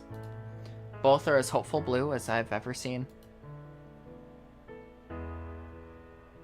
Miho. Juliet says my name like a statement, not a question, confirming that I'm still here in front of her. I'm still me. Juliet. Still, it seems fitting that my first word as the new me should be her name.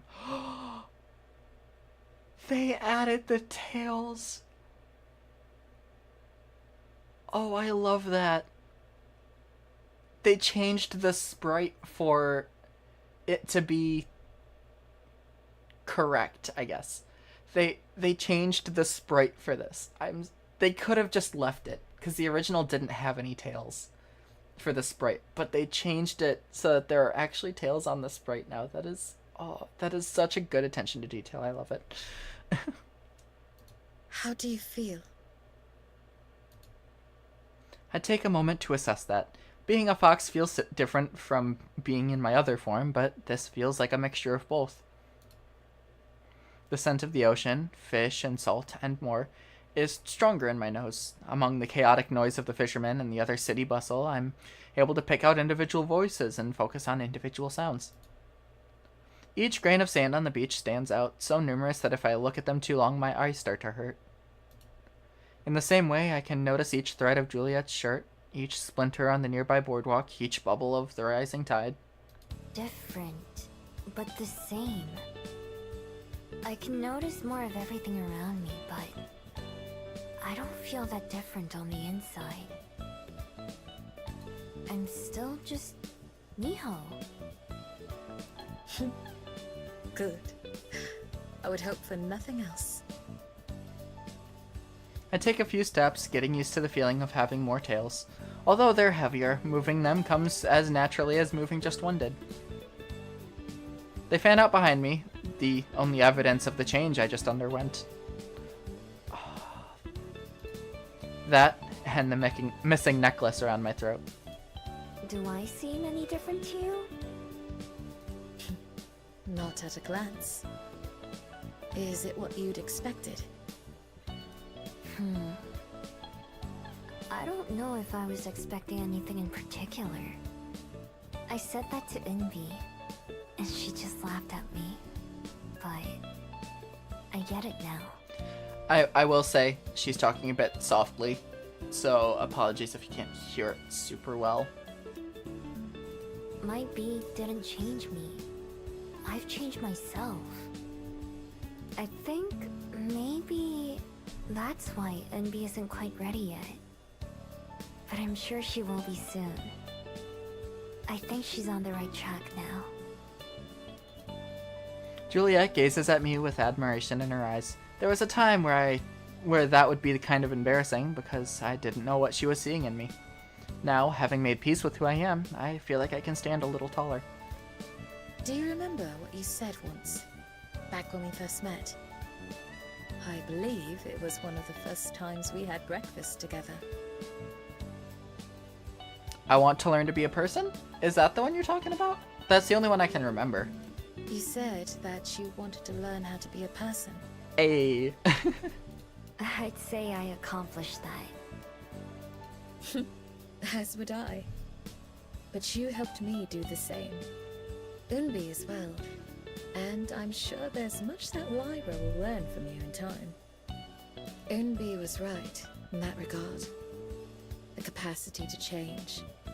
Not just yourself, but the others in your life has always been within you. Now the question is, are the memories gonna stop being taken? Yeah. I guess my bead was just trying to show me that all along. Now that it's gone, I wonder if it means people will be able to remember me normally. If not... I'm like a step ahead of the game when it comes to like me saying something. Then it'll be another trial, another goal to work towards, another challenge to overcome. Somehow the thought of that isn't so scary anymore.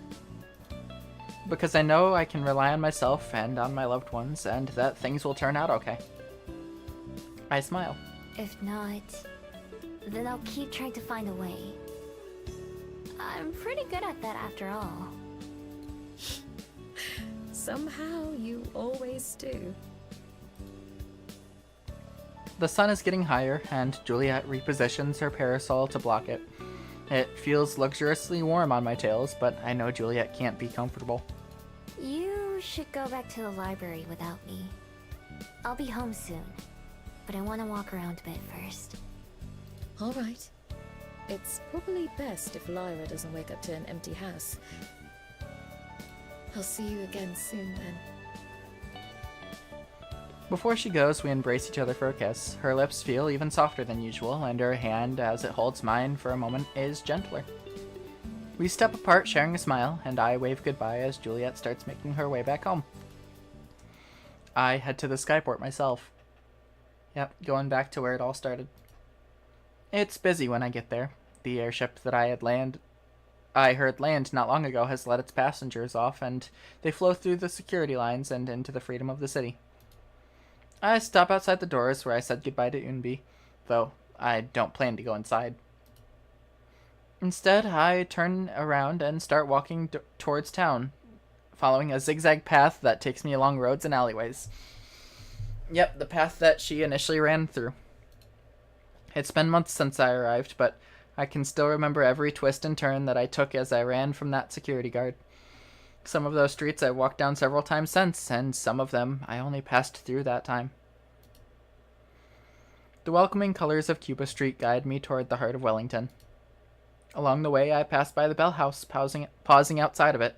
It's early enough that the inside is still dark, except for a couple lights in the kitchen.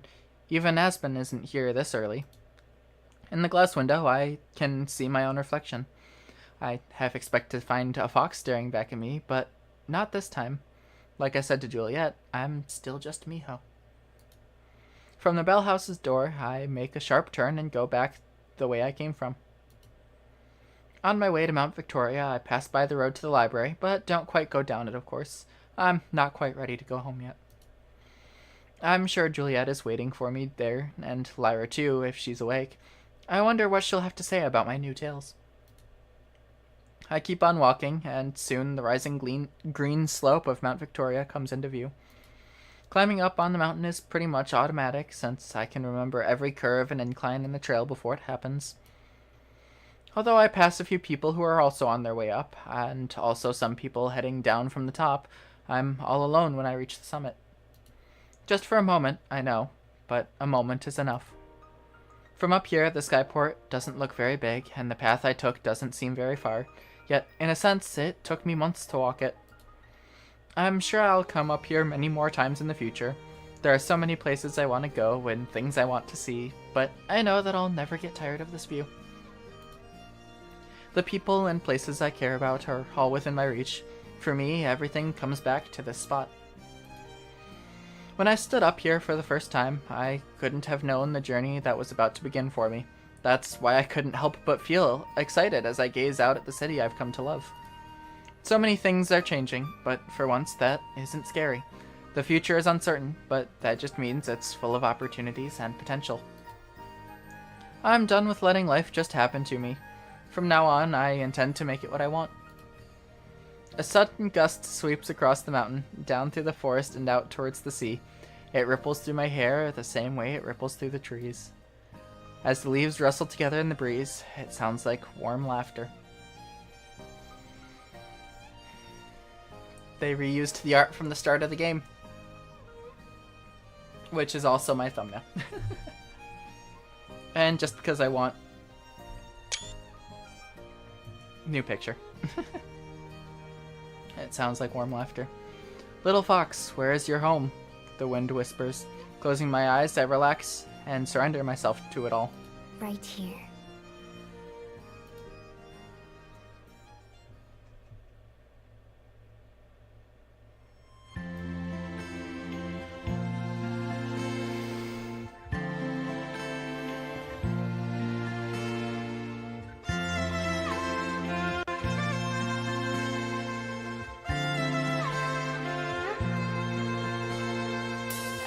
As I open to another path,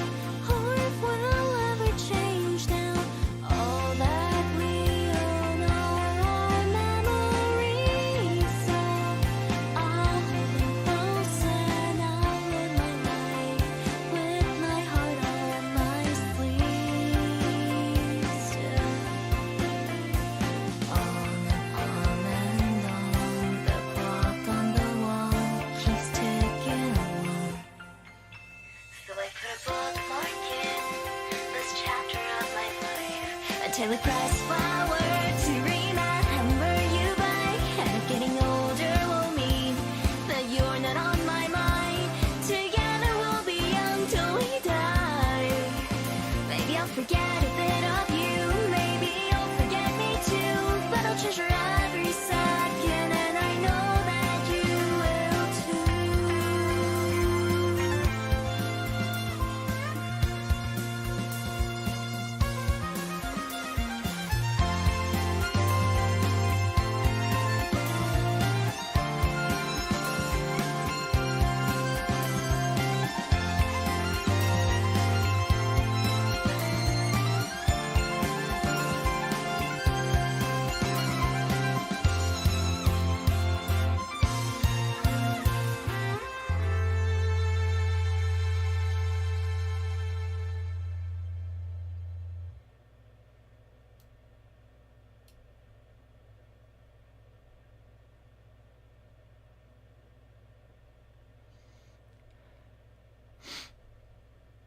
You can't do me like this, game. Fuck.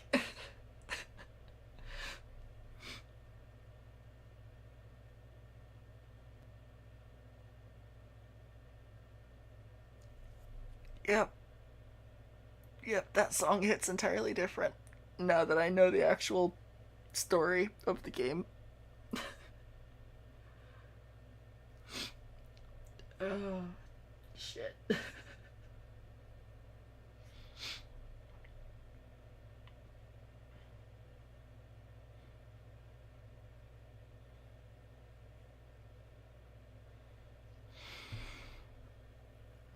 Oh, fuck.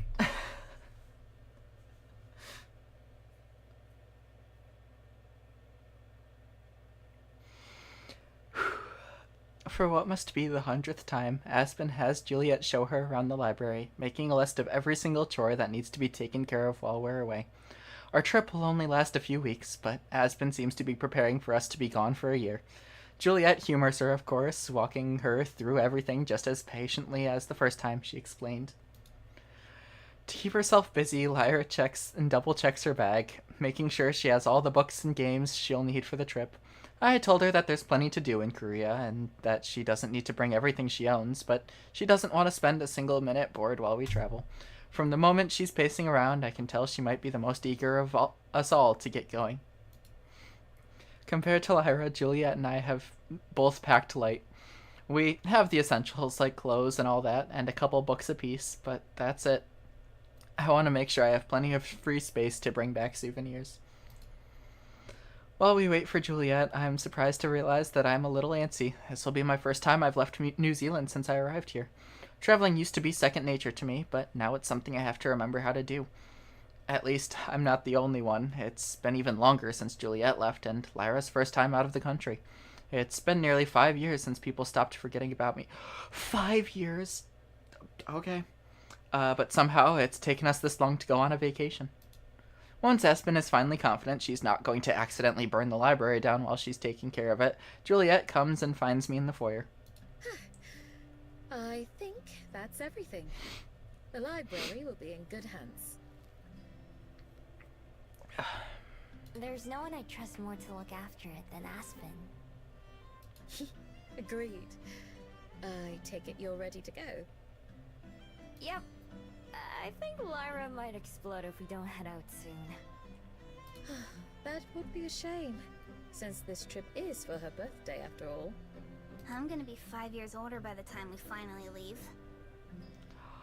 Lyra sounds older.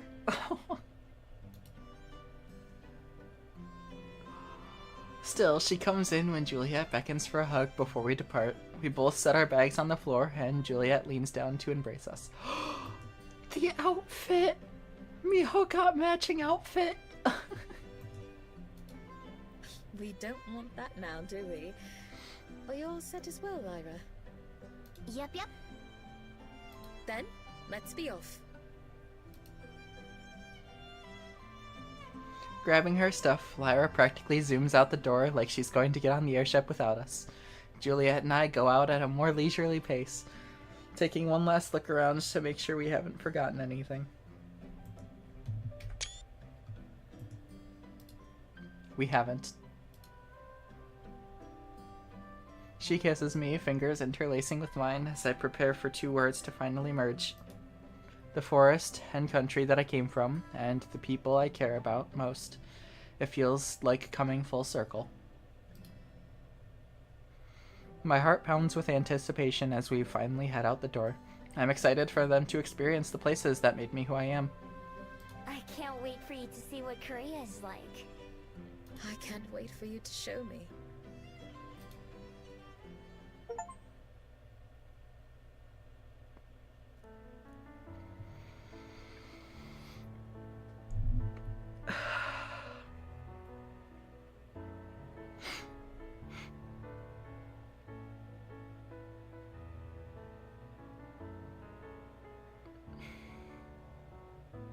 I don't have words.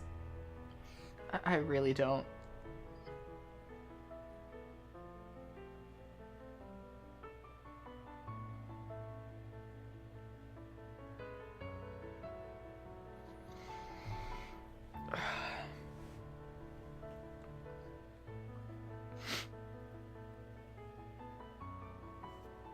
Oh man. Yeah, I mentioned that song, Somebody Someday. I mentioned that I wasn't going to listen to that until I made it through it in this game. Because I remember reading that in the comments of the song that someone didn't listen to it, they refused to listen to it until they made it through the game. And they're glad they did because it hit so much harder.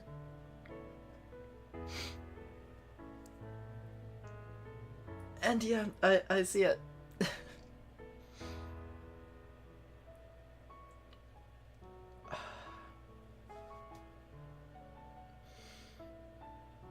I'm glad I did that. I'm glad I waited to listen to the song again. Because it hits so much harder.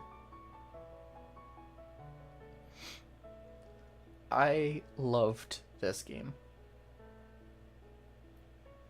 so much.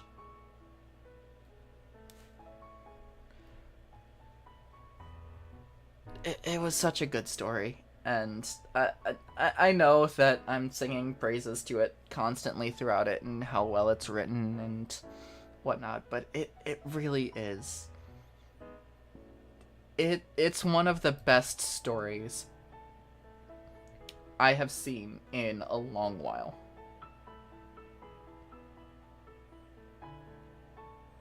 It did really well to shift storylines and bring them all back to conclusions in the end.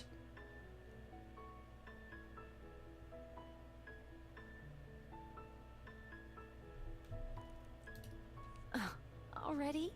Okay, let me grab my keys.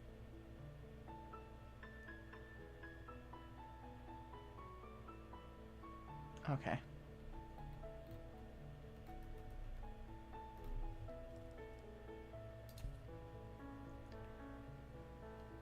So, if you saw the notification up at the top, I got the comfy ending.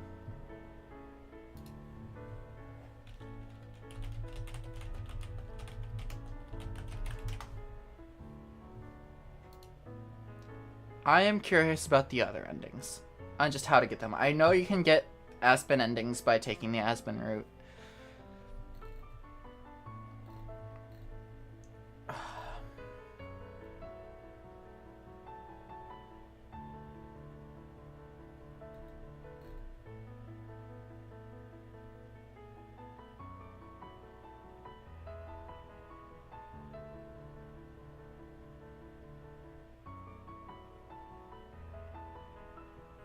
Ah, okay.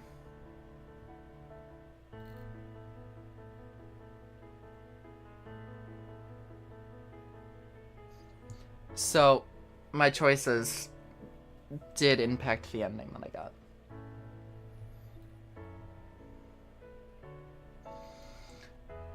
So I guess the question now is,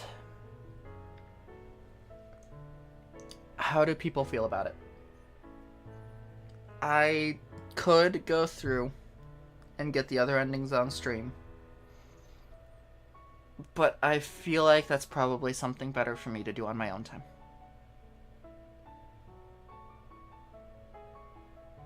Because it's gonna be a lot of skipping around. If I'm trying to get the other endings on stream. Because the whole first 3 chapters are gonna work out the same.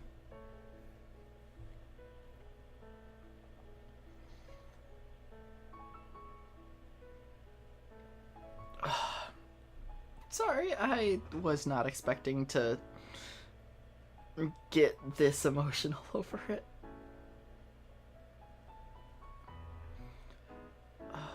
That I actually started tearing up during that song, the credits. It's such a good game. So, I'm gonna say this as just kind of general thing. If you liked it, please support the game and the Studio Alon. Please be happy. It's $20 on Steam. It's fairly cheap given how expensive a lot of games are these days.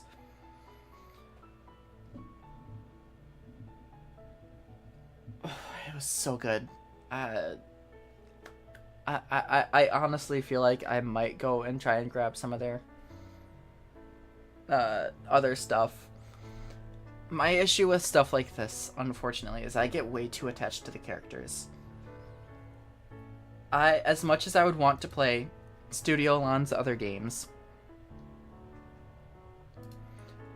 I don't know if I could mentally handle not having Miho and Juliet and Aspen in the story.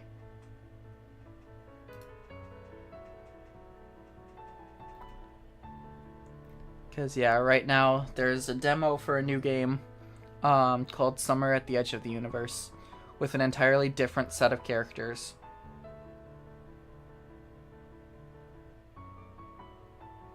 And, like, a different setting and all that sort of stuff. But they have a lot of stuff like this.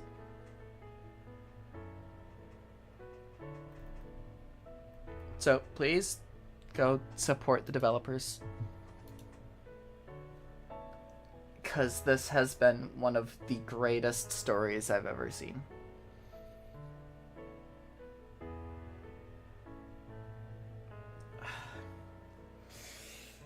But I like that little ending that they put there after the credits. Because if they didn't put that there, you would have had a few things kind of left open-ended. Like, what happened to Lyra? Did they find some place to go to? Like, when they grew up, how did that all work? And more specifically, did people keep forgetting Miho? That was the biggest question that was left unanswered. And we got that answer after the credits, and yeah, they didn't forget about her anymore. But I'm also glad we didn't see the process of them finding out. Because it felt like that would take away from the moment. Because then it's Miho reminiscing about her time in Wellington. And then just all of a sudden, oh, I need to test this thing. Let's find someone who's willing to forget about me. Right?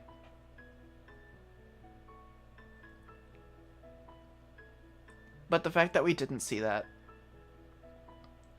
made it more powerful. From the sense of, like, it ended. It ended when we went through the process of her seeing Wellington for the first time again. Up on Mount Victoria. And I love that she retraced her steps from the skyport to Mount Victoria, like, the very first day.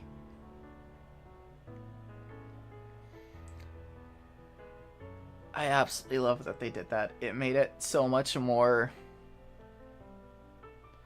It made it feel like you were on that journey. It made it feel like you were coming back to where it all started and looking behind you at the journey that you left.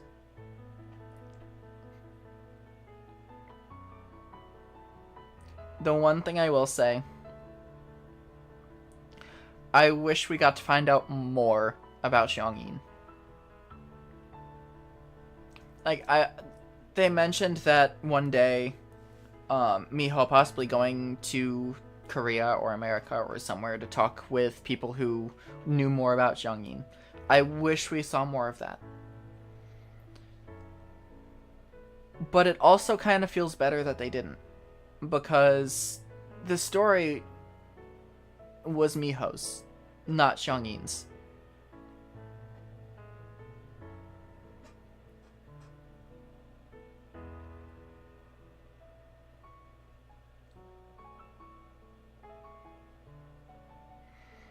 And I do have some thoughts, theories about some stuff, like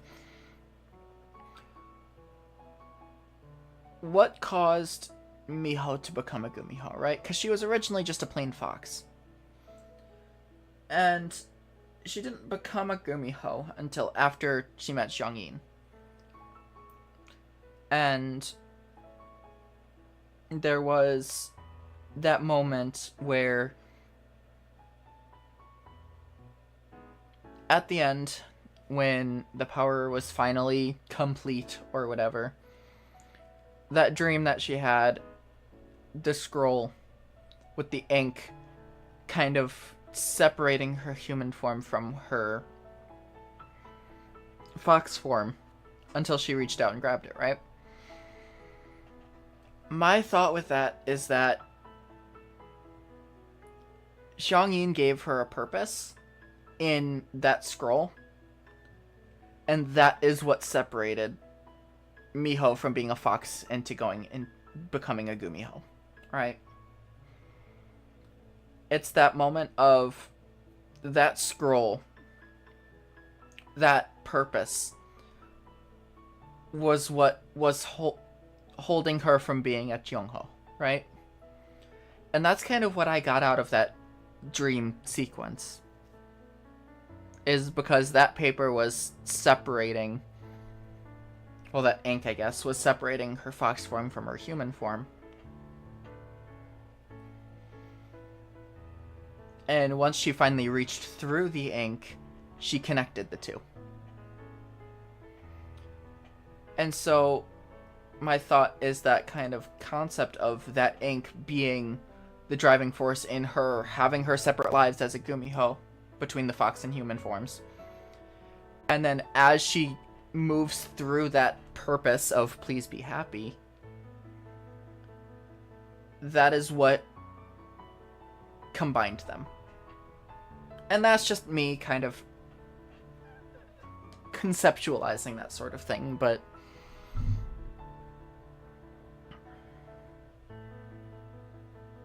fuck. This was such a good game.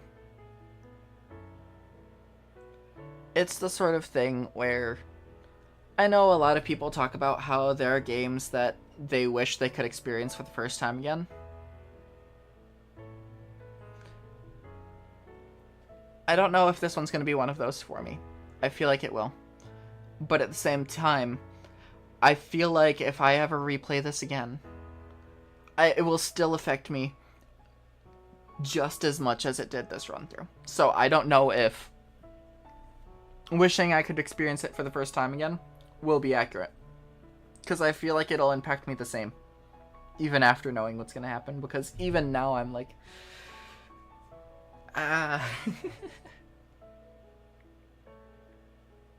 But...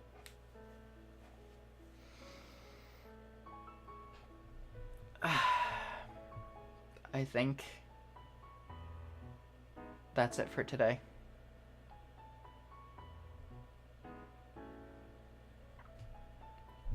This has been Please Be Happy. And yeah. Right up until the end, it also had that same thought for us. Please be happy. So thank you, everybody, so much for coming by. I hope you all have a wonderful time zone. Make sure you take care of yourself, drink some water, get some rest, all that good stuff. I'll see you next time. Bye.